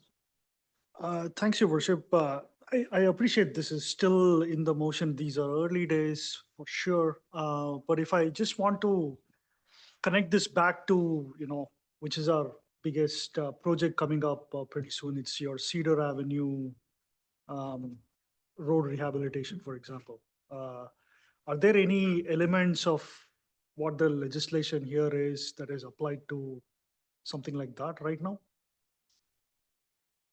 If I may, Please. just to be to seek a bit more clarification, the legislated requirements tied to the Accessible BC Act is to have a committee, to have a accessibility plan, and then to be able to collect feedback. So part of our plan is very detailed in regards to what is outlined in there, and it also includes reporting metrics yearly, and then to review the plan every 3 years. So part of that is to make small incremental steps and start improving it in the lens of capital projects and budget alignment for sure. Mr. Bornowski? Yeah, thank you. If I can, we do follow the active transportation master plan cross-section guidelines with that project. So universal design, as council had adopted as a guiding principle earlier than that, was one of the considerations, but it's important to note that hill is too steep to be considered truly universally accessible. Like the grade is just pretty steep going up that hill. So we haven't, as an example, procured additional land and changed the road design to achieve a lower grade. And the project was developed, designed, and tendered before predating this plan, not as an excuse, but just in terms of temporality and where it lands. Further? Thanks, Your Worship. I didn't mean to, I just picked it as an example because that's fresh in my memory as, the most recent roadworks project that we have on the go. And I also appreciate this is all early days. Concrete things may have not come out of this. But what does implementation and execution look like in the rest of the year? Apart from, having committees and recommendations and all those things, like in real terms, like are we going to see some improvements in, say, a second half sidewalk or something like that? I don't know, like I'm just asking. If I can, this plan is not generating net new capital projects that are unbudgeted for this year. Like we're not pivoting on the capital plan at this point in this year, but the lenses recommended in this change how we color those projects and how we design them and how we look at priority improvements elsewhere. So I know this helps us inform some of the decisions we're going to make about investments in the aquatic center to ensure that we're constantly focusing on improved inclusion and accessibility there. It's also as we approach reviewing how we're handling snow clearing, where we focused on improving sidewalk and multi-use pathway clearing last winter, there are still some barriers with timing. How can we continue to improve that so that we are not focusing solely on vehicle movement and vehicle storage, but also the movement of people who are outside of vehicles and may have mobility challenges? So it's the lenses this year and then in our future planning. Yeah, 'cause as I read the plan, the first activity is training so that people understand to incorporate this thinking in their planning, if I understood it correctly. Please, yeah. Absolutely. Thank you. And I did want to comment, I really like this notion of a vulnerable persons registry because we that extends to so many communities across, or so many segments of our population across the community that I would like to see something like that implemented locally. It just feels like the right thing to do, particularly as we approach wildfire season. So thank you for raising it. Back to you. Thank you. Policies and planning? Councillor Ramdas? Just wondering, Your Worship, is that a lot of work? Like just not knowing anything, is that a lot of work to create that registry? If I may, Yeah. I have no idea, but part on our committee, like we are working with Sparwood. There's a municipal representative that we are in frequent communication around this plan, so I will definitely be looking at asking. And granted, there's endorsement for this plan this evening, then it will allow us to start actioning more communication and implementation strategy. And as we engage and communicate out towards our residents about this plan, that could be something we would include in our materials and in regards to what's available in the future. Thank you. Yeah, policies and planning. The goals of this section would be to review and revise bylaws and include accessibility as a priority in all new developments and other municipal contracts, and undertake the reviews through that lens, as Mr. Baranowski said. Transportation and mobility the goals are to enhance transportation and mobility options to ensure that all residents can navigate the communities with safety, independence, and dignity. And the focus of this area is to enhance transportation mobility options, improve snow and ice removal from sidewalks and parking spaces and curb cuts, and then to also advocate for public transportation. Monitoring and accountability. So it's important to recognize this plan will not be perfect in its first iteration. It's intended to guide continual improvement and have an ongoing review and feedback approach that involves committee members and people with disabilities as collaborators throughout the process, so that as access needs evolve over time, so will meaningful progress towards greater accessibility within our region. So this is a living document with long-term commitments to foster equity, independence, and dignity for all. Council's endorsement and leadership is crucial for this plan's success. So you will help guide priorities, integrate accessibility into budgeting and future capital project planning, and ensure municipal staff are supported in building a culture of inclusion across all departments. So as the plan moves forward, the development of internal leadership and champions of this plan will be critical. Well, yeah. And then with input from the Accessibility Committee and the municipal staff on that committee, as well as other colleagues, council will help prioritize those initiatives and guide impactful, achievable actions over the course of the next 3 years. So as I mentioned, following tonight, granted there's endorsement, we will be rolling out communications and an implementation strategy regionally. So we will be collaborating with Sparwood and Elkford, and we'll begin implementing staff training and shifting perspectives and bringing those lenses into the work that we do. And then we'll start to communicate outwardly about the feedback mechanisms on accessibility that will be available to all. And then we just want to continually align and report on our progress annually and review and refresh the plan every 3 years. So with that, I'm happy to take any questions. The recommendation this evening is before you. And thank you for your time and for championing the Accessibility Committee's work. Thank you, Ms. Neal. Questions, observations from council? It's a very comprehensive report. Thank you. I do, the notion of advocating for transit improvements for accessibility, how would I frame this? Transit, I think we're woefully underserved in this region by transit. And I think if there is a collaborative effort that can happen between applying this lens to provide, combined with our own advocacy to create a better, more comprehensive transit system in the region, I think that would be incredibly valuable. So I appreciate you highlighting that.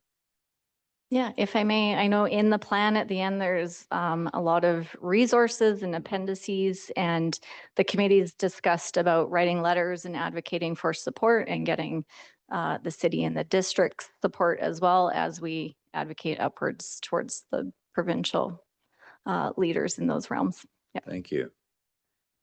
Any other questions, comments from council? I'll ask our corporate officer to read the recommendation, if you don't mind.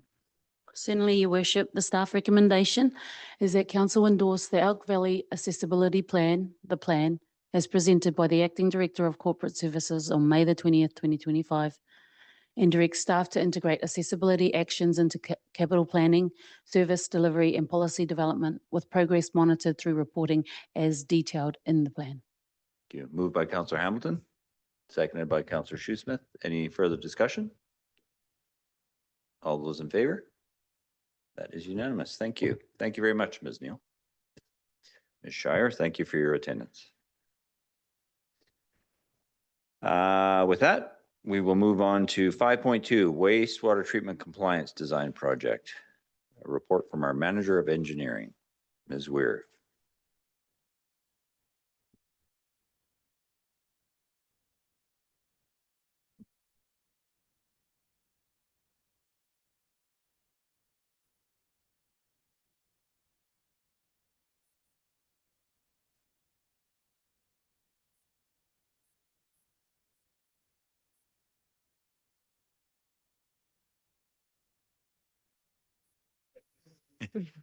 Sewer. Good evening, Mayor and Council. I'm here tonight to provide you with the information requested at the April 15th Committee of the Whole meeting. At that meeting, staff provided an update on the progress of the wastewater treatment system compliance design, and the focus of that update was to share the results of the wastewater treatment plant assessment and upgrade options report that ISL Engineering prepared for us in March. Following that discussion, the results to date and the recommended treatment upgrades, staff were directed to scope an analysis of the microbial soil reed bed MSR system, including a cost benefit analysis, and including life cycle costing, and inform council of the impact and timeline to complete the analysis. Oh, one more time. Here's our lovely wastewater treatment plant.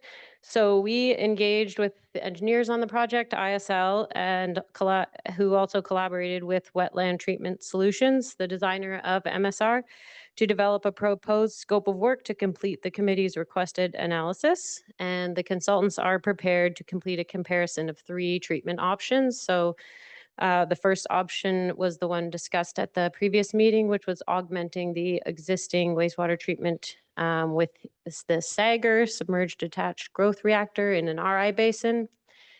They can compare that to option 2, which is augmenting the existing treatment system with MSR within the RI basins to provide total ammonia and nitrogen reduction.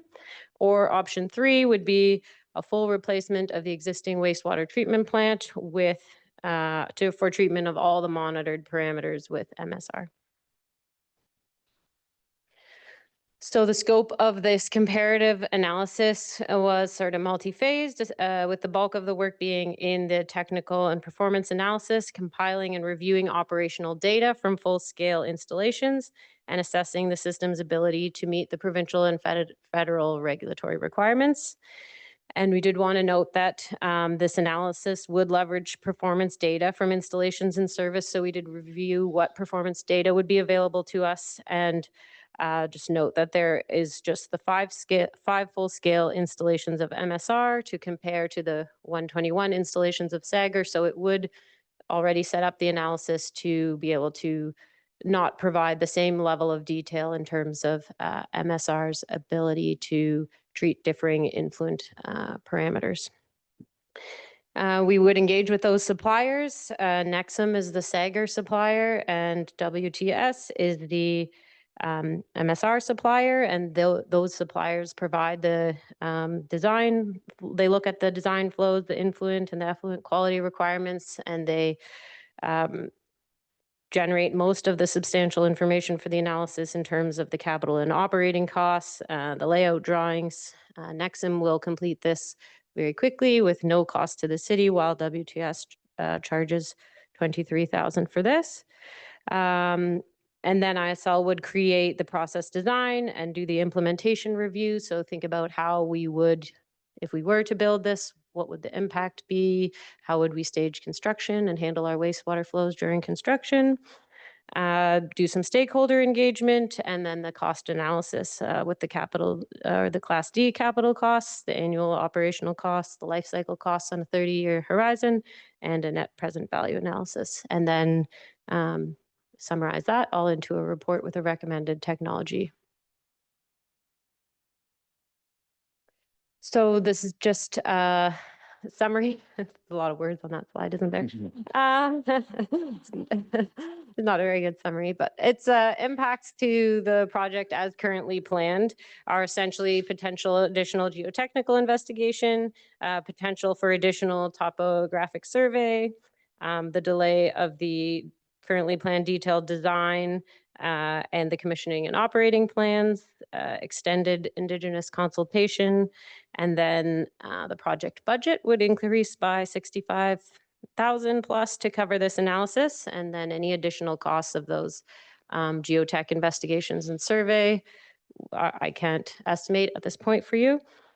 The most significant impact from our perspective to complete this scope of work is just the timeline of submission to the Ministry of Environment will be delayed 6 months from our October 2025 plan submission to March 2026.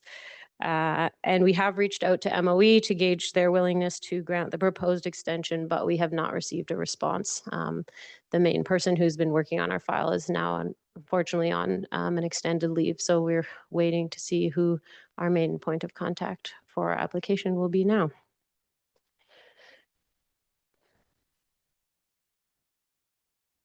So just some final sort of additional considerations. So the scope of work to investigate this MSR is certainly a valid exercise to complete a thorough comparison of the technologies. And should council wish for more information on MSR, it's a reasonable path forward.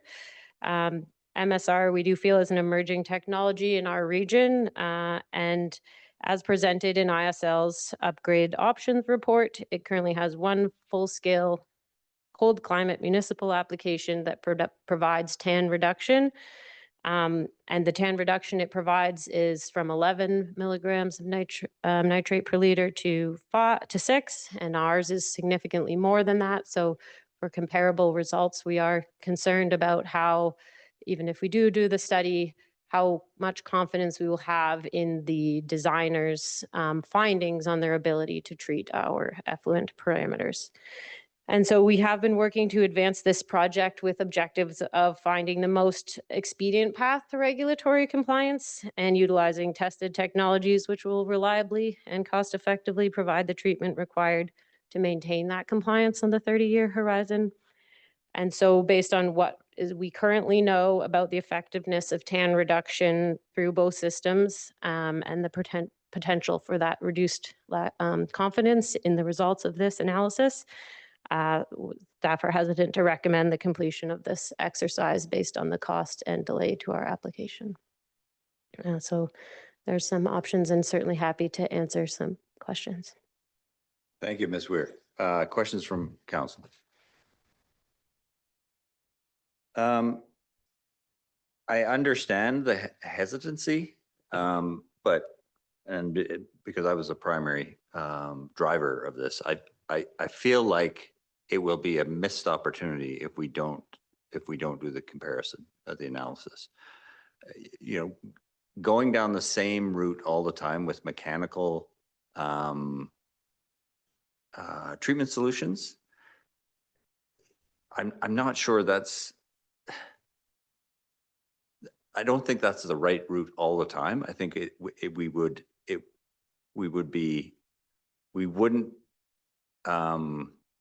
be doing our due diligence in terms of our best use of our tax dollars if we didn't explore other technologies, particularly when they've proven to work. I fully appreciate the TAN question is still an open question, but your report also references it's used extensively in European applications, and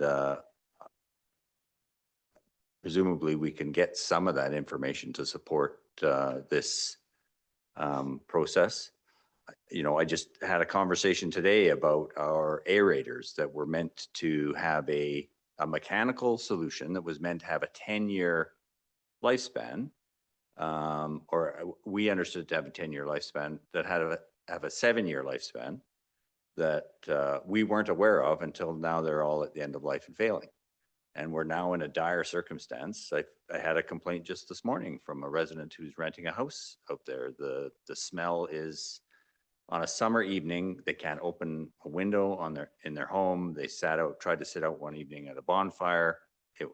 They couldn't do it. It was too unpleasant. I just feel like if we don't, I understand there's a cost, but I think it is a valuable question to answer in terms of, as I've been led to understand, there is in terms of the life cycle cost, for example, at the Stephenville treatment system in Newfoundland, there is a $4 million difference between that and a mechanical system, a $4 million savings over a 40-year lifespan. And we need to run that to ground to understand if we're spending our money in the right place. And I think this money spent up front is money that will be returned over the life of this project. Councillor Hamilton. Thank you. If we do proceed with the I hope I get it right, the MSR, the READ, microbial soil READ, with that study. But in the interim, we do hear back from Ministry of Environment and they basically say, no, we cannot accept a 6-month extension. Where does that leave us? Mayor, through to Councillor Hamilton, we would not be able to submit our application by October 2025 unless we go full steam ahead on preparing the detailed design at this point. If we will just have to reply that we cannot submit our application by then. Further? And then further, what are the implications of that? The most significant implication is our inability to be in regulatory compliance and provide the TAN reduction that is required. So it's just whether the ministry is willing to work with us to continue through this process. I can't say for certain at this time. They did grant us at the last extension we asked for, which I believe was almost a year, to investigate moving the outfall upriver. And so they initially put a 2-year time on our application, and now this will be a 3-year application period, which they granted. So, Councillor Shoesmith and then Councillor Ronas. Through the mayor to staff, should we pursue the Sager option? At what point will we run into revisiting this system, either through, end of life or population capacities exceeded? How far will the system carry us? Mayor, through to Councillor, it's designed for a 30-year horizon. So 30 years from when we implement it, we'll have to look at replacing, and many of the components will be required to be replaced along the way for maintenance. Thank you. And what capacity will it provide us, like population-wise? It is based to accommodate current growth projections for a 30-year, the estimated population growth for 30 years. Thank you. Mayor, if I may, I do have one concern about the availability of that data from Europe. We did ask WTS whether they would be able to provide that in the comparison, and there we did not get a clear answer. Like they said that they might be able to, was essentially the answer. So we do have some concern about getting any more data to supplement that analysis. In your answer to Councillor Shoesmith, you talked about the replacement of mechanical components in the Sager. Do you have a sense of what that looks like over 30 years? Like what? Yes, it'll be very similar to the maintenance that's required on our current system. So replacement of aeration lines and headers, and it's similar components to our current system. Councillor Romanes. Thanks, Your Worship. I understand where you guys are coming from with recommendation, and I understand Mayor's ask here also, and the spirit behind what you're asking here, Your Worship. I completely agree with that aspect too. I'm just wondering if there is some kind of a middle ground here, wherein is it possible if you can have like a smaller scope of study instead of this extensive, I don't know, 7 points, could we do like a quick and dirty 2.5 points of some sort, which can still get you through to the application timeline and still have some kind of an answer that can answer what Mayor Milligan is asking here? Like, is there a middle ground here? Mayor, through to Councillor, we tried to tailor the scope to meet the request that came out of the Committee of the Whole meeting, which was for a very fulsome analysis. So would there be an option to chisel away at this scope? Yeah, we can shape it however we want with our consultants. I do think, the comparison of the 3 options, like they are comparing also the potential full replacement, that has some more complexities associated with it. But are we prepared to tell you what a reduced scope would be today? No. And do I think that it would still impact our application timeline? Yes. Further? Yeah. One more point, Your Worship. Like I understand the with you have when you have like moving parts, that puts an onus on your maintenance. Your quality of maintenance and schedules and so on and so forth. But there is also a point to be made if our asset management plan progresses and matures in the next coming years, potentially it won't be as bad as what it used to be. Is it not? Like you would have a little bit more reliability and a little bit more preventative maintenance on many of these components. Like, would that be a fair assessment? Yes, I agree that there's room to improve our operations of our wastewater treatment plant, and some of those upgrades that ISL scoped sort of like in advance of the installation of SAGR or MSR as a TAN reduction process were to provide additional operator control and better dosing and lots of small improvements that I do believe will certainly add up to improved operations and extended lifespans, some of the components.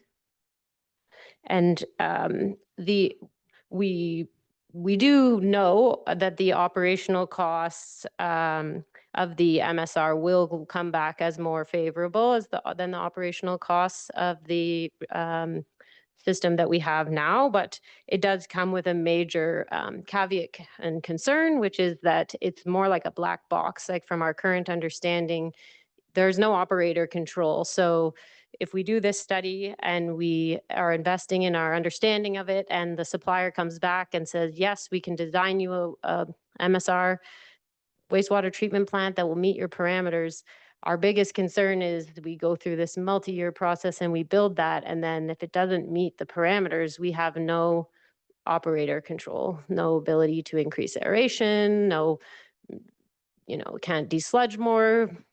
There's no control in terms of if it meets the regulatory requirements. So we feel that's a big risk. And our operators would be concerned about that. Councillor Shoesmith. Thank you, Mayor Milligan. Let me collect my thoughts here. On the one hand, we've got proven technology that will cost and we know will work and will come with a maintenance burden. On the other, we have a big unknown. There's a lot of potential upside. Mayor Milligan didn't say the words missed opportunity lightly. However, I don't think it's a risk that we should be taking as a city. One of our core responsibilities is waste treatment. That's one of the foundational pillars of being able to say we're civilized, is we have waste treatment. And I had seconded the mayor at the previous meeting because I do feel it would be great to explore that. If there was some way to explore this without precluding the other options, I would be fully in support. However, I think that it's just too big a risk with one of our core responsibilities to go into an unknown, and we have to fix this waste problem now. We're, as you said, I believe 3 years on extensions was correct. Mayor, through to councillor, we have a 1-year extension on making it a total of a 3-year application process currently. Yeah, and I think that any further and this, I was going to use the word dithering, but I don't want to, cast aspersions at us here. I think any further delay that we add is not really a good idea. I think that in sunnier times, if this was a less pressing issue, I would be more willing to explore the MSR. I like the MSR. I've seen it firsthand, as has Mayor Milligan. It does seem to work. If there were a way to attempt a sell of it, to gain the experience, to see the results, to know, I'd be in favor of that for sure. But, I think on this one, I'm going to have to accept the staff recommendation. That's my feeling. And it doesn't come lightly. I think this may be a missed opportunity, but I also, this is too important a thing for us to jeopardize.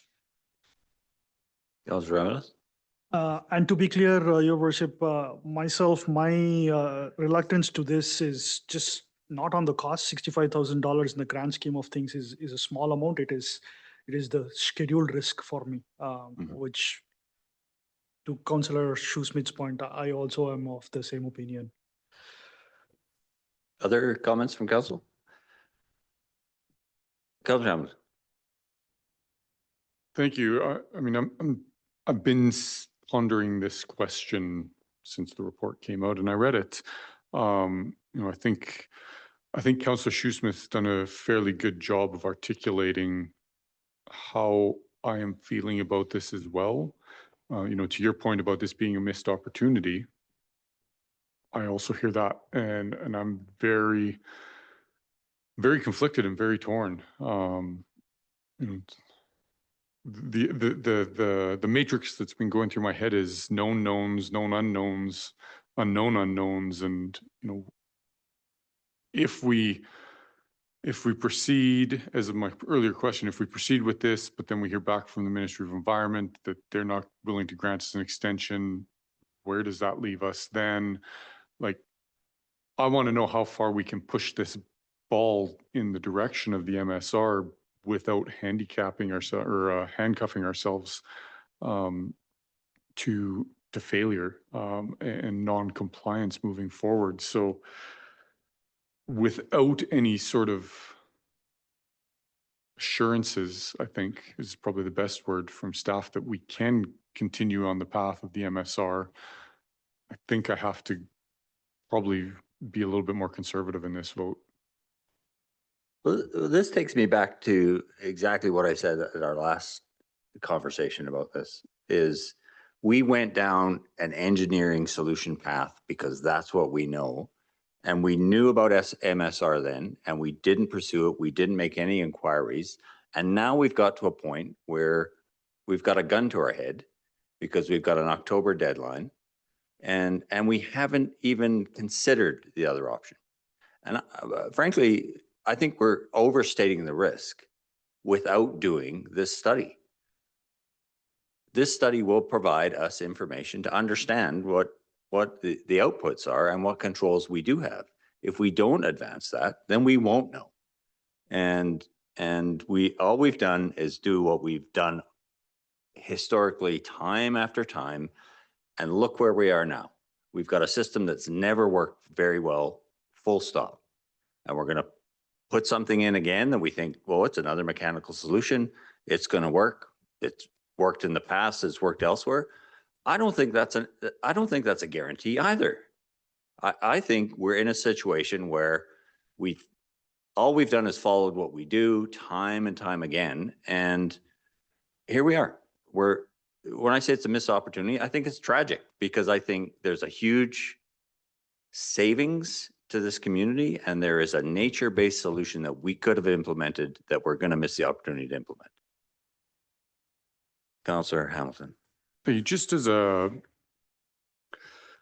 maybe it's not an esoteric question, but if we proceed with the study and we accumulate all this data, what ownership, or who has ownership over that data?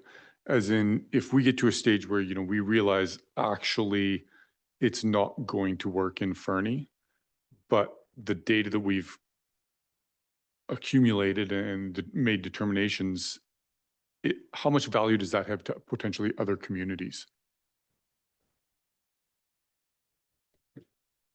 Mayor, through to Councillor, I'd say limited value, because typically with engineering designs, there's the big sort of caveats on them that the design is for the sole purposes of this application. So the design wouldn't be something that we could supply to other communities. We can certainly supply the cost benefit analysis and the some of the comparable operations data, but the work with WTS to get the design, I would say, is not transferable. Councillor Nixon. Thank you, Worship. I like being open-minded. I'm an early adopter of a lot of stuff in my life. And I have listened to Councillor Sue Smith's arguments and Councillor Hamilton and Councillor Ramadas. And you know what? I think we should do the study. I think we should do it. And it's what are we going to lose? Sticking our finger in the light socket again and again is exactly what you've said, right? And maybe it's $65,000. If we do the study, we'll find out.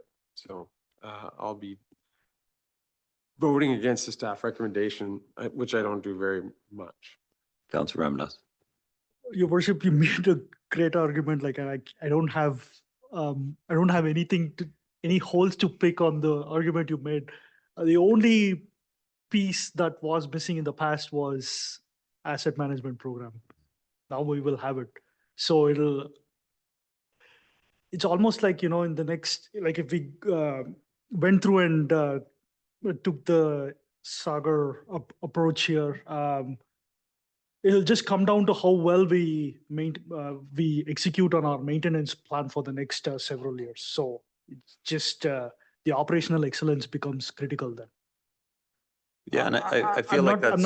I'm not trying to... No, I absolutely hear what you're saying, but I feel like that's a very fine line that we haven't been good at walking historically.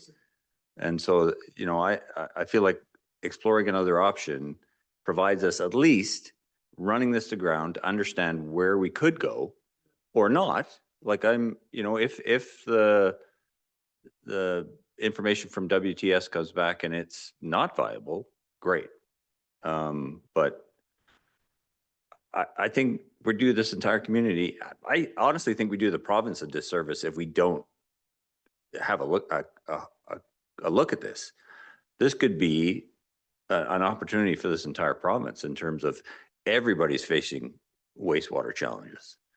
If there's a solution that we can pilot here, I think it represents an opportunity for this entire province. Councillor Hamilton. Sorry, what is it, Councillor Ramadas? You had a further? Yeah, I had a further, Your Worship. So just going back to my earlier comment, is there any truncated, abbreviated approach that we could take between now and October 2025 that will give us some sort of an answer? Do a study, but do a study fast and get an answer. Yeah, I don't think Ms. Weirkin is in a position to provide that context. It's the same engineers that Yeah. were working full steam ahead on designing our system to meet our regulatory requirements that would need to do this work. So unless we're looking to go to market and try to hire somebody new, we're pulling from the same resource pool and they have to delay their other work to accommodate this work. Councillor Hamilton? Yeah, I mean, again, I'm still flip-flopping on the direction here. On the one hand, we had an example earlier of a pilot project that isn't going very well in our community. But as you say, on the other hand, we have actually, prior to this, done a lot of pilot projects that have been very successful and have positioned Fernie as a leader in the province. When I think of the full life cycle costs, even if we hit our operational efficiencies spot on or even improve on them better than expected, if as you say in Stephenville, it's a $4 million total cost difference, $4 million versus 65,000. That's quite a comparator. That I think it is well worth investing that time, the 6 months time, and that dollar value into running this to ground, as you say. So now I'm leaning the other way again. Well, and Ms. Weir, I know you're sort of between a rock and a hard place, but like I'd be happy to travel to Victoria and meet with the minister. You and I met the Minister of Environment, and I'd be happy to go and meet her and say, we'd like to do this study. This is an opportunity for this entire province under her leadership. Can you give us the time to finish this study? I'd be happy to do that. I feel that strongly that we need to run this to ground, that I would advocate personally for this to at least have a hard look at it. Councillor Hamilton. So would that mean we should be looking at a $70,000 budget to send you to Victoria? I'll drive there. I'd be happy to. Other comments? Ms. Weir. If I may, WTS did confirm that they believe their microbial soil read system will be able to treat our effluent parameters. So that was they came back, I gave them the effluent parameters. They said, yes, we will be able to design you a system that meets the parameters. So I don't think it's necessarily a question of will they be able to design it. I just wanted to make sure that was clear. They feel confident they will design a system that will meet the parameters. We're just saying in our comparative analysis, we don't know where the confidence is going to come from the demonstrated results. Right, because we're used to engineered mechanical systems. We're not used to this kind of nature-based effluent treatment. So yeah, to a certain degree, it is a black box. And can they warranty performance? Are they willing to warranty their performance? We don't know that yet. We don't know that yet. Yeah. And then they did start giving me estimated capital costs and things that but they weren't able to present it in a level of detail that felt acceptable to me. So at this point, without the completed analysis, but just the capital costs were comparable to Sager, the installation. So the savings we know would be in the operating costs and potentially some in the capital costs, but within a magnitude of the similar installation costs of Sager. Thank you. Councillor Schussman. Thanks, Mayor Milligan. There's a lot knocking around in my head at the moment here. Your stance is entirely laudable. It's commendable. I do agree on many of your key points. The issue for me, and this is the biggest reason I ran actually, was I was annoyed and fearful at our failing pipes mostly. And by pipes, I mean catch-all, top to bottom, the whole system. And I see we have the sewage treatment facility. We have the, the trunk line running out there. We've got pump stations. We've got a couple other things. There's a bunch of non-negotiables that need to happen in this system from the bottom all the way up to the top. And none of these things can go down and stay down. That can't happen. So for my part, it's about risk tolerance. I really do feel that, we've had a sewage system that's not up to par for too long, and it needs to be remedied. And as quickly and in as certain a manner as possible. However, I really feel like this MSR program has a lot of potential. It seems to me like this is the sort of place where there should be grants available. I feel like if we were to get the Sager going and things were trucking, firms were engaged and things were moving, I really feel it would be of great benefit to simply run a test cell with some amount of flow to it just to see, because the crux of the matter is people don't know this system. It's unexplored until somebody's run a small or whole system, I suppose, but I wouldn't want to be the first cell. It's just, we'll run around and around in a circle, but always come back to the fact that a lot of people can't stomach that risk. And myself included, I suppose.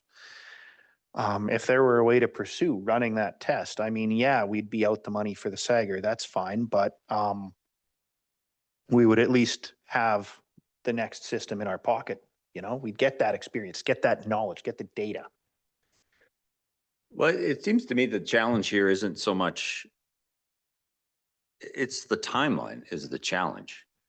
That nobody's bulking terribly at the cost of the study.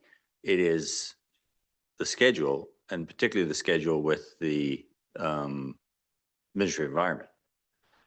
So if we can get over that hurdle, it feels to me like that to me feels like a manageable risk. Like we've been working on this for a long time. We've had a good open dialogue with the ministry. We've had good communication with the ministry. It feels to me that there is an opportunity here to, yeah, let's face that risk versus, I don't think it's necessarily, we're not, at this juncture, we're not looking at, we're going down this route. We're looking at, let's look at it fairly, get a clear picture of what it can do for us before we make a decision on yet another mechanical process. Mr. Bornowski and then Councillor Hamilton. If I can, on the risk and on the staff recommendation, staff are generally extremely unlikely to recommend change of approach that doesn't comply with a provincial or federal timeline or regulation. And so what I want to note is it is a council decision on your level of comfort, but we should raise, while there are municipalities who have been fined for not meeting wastewater regulations, Cumberland and is it Port McNeil or Port Hardy, both had significant, as in decades of non-compliance and significant issues and no progress over those decades. And I cannot speak for the ministry on their appetite for continued extensions, but I would say it is not uncommon for municipalities working through wastewater programs to face significant and long extensions, in particular, year after year extensions while they work to get their funding together for these systems, because the systems, frankly, are unaffordable when it comes time to build them out quite frequently. And so for council's consideration, staff did put consideration into alternative solutions, but approached this with a philosophy of how do we, in the best possible way, meet our timelines and meet our flow and our treatment requirements, and what is the most standard and high confidence solution. And so it is a very traditional, perhaps uninspiring solution if you're looking for alternative values to simple, effective, efficient compliance. Council has to decide their level of comfort with moving outside of and asking for further extensions in this way, because this isn't one where staff are coming and flagging, we need to find more money for the next phase. And so we need to ask for an extension because of that. That's all I really wanted to share.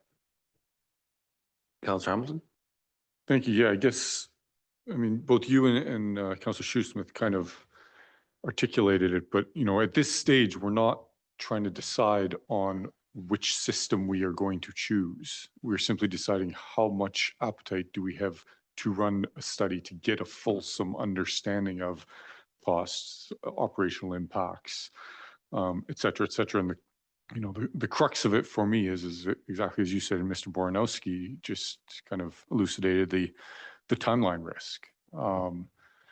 And, you know, knowing now that Cumberland, Port Neal, whichever other community that there are exemplar communities out there. Maybe exemplar is not the right word, but who have certainly extended their compliance request timelines. I feel like this is a fantastic opportunity to do spend a little bit more time, a little bit more money, do a little bit more, well, probably a lot more research, but actually have hopefully a conclusive or definitive answer for our community. Yeah, and just to one of Councillor Shoesmith's comments, as I understand it, W2S will apply on the municipality's behalf or assist the municipality in an application to the Green Municipalities Fund, the FCM fund, which largely funded the Stephenville installation. So there is opportunity to save a whole bunch of money in this whole endeavor. Councillor Nixon. We faced deadlines before, and I think that nobody's gone to jail, although we were threatened. But we faced these deadlines before, and we've been out of compliance before. But you know, this is I'm going to move option one. Sorry, where was it? Accept the 6-month delay and cost increase of this analysis, direct staff to initiate the scope of work. So moved, seconded by Councillor Hamilton. Discussion. Councillor Shoesmith. I would like to point out that the risk I'm referring to is to do with the river. I'm not very happy that as we continue to grow, our system lags behind. No, I don't strike many people as the raving environmentalist type, but I think that any delays, time spent on this while we continue to, be a booming tourist town does put that at increased risk. However, I do feel there's a fairly large opportunity here, and you've convinced me that it is indeed worth the shot. Councillor Ramanas. Irrespective of how the vote goes, Your Worship, really, I commend your, thorough argument for this. In a different universe, in a different time, I would be 100% in agreement with you on all of those. And it's just a scheduled risk, and I'm a little bit risk averse when it comes to this. That's where this is landing Understood. for me. Yeah. Other. So we have option 1 on the floor. All those in favor? And those opposed? Councillor Ramanas and Councillor Shoesmith are opposed. Thank you, Ms. Weir, and thank you, Council, for indulging my passion and this issue. With that, we will adjourn the special meeting at. Oh, do we? One more resolution. Oh, yes, we do from the, thank you. Yeah. I liked how you said that, actually. All business. I'd just like to ask the CAO if he could approve the item on the agenda. Yes, please. That would be the council or the committee recommendation to council. Yes. Thank you. Okay. Sorry. That's okay. So the committee recommendation is that council provide a letter of endorsement permitting the project to advance and direct staff to advance agreements with the proponent such that if funding is not successful, it be terminated immediately. Moved by Councillor Hamilton, seconded by Councillor Shoesmith. Any further discussion? All those in favor? Thank you. And thank you for catching that, Ms. McElwee. Appreciate that. If there's nothing else, I'm looking at you. We will adjourn the special meeting at 9:05 p.m. Thank you, everybody.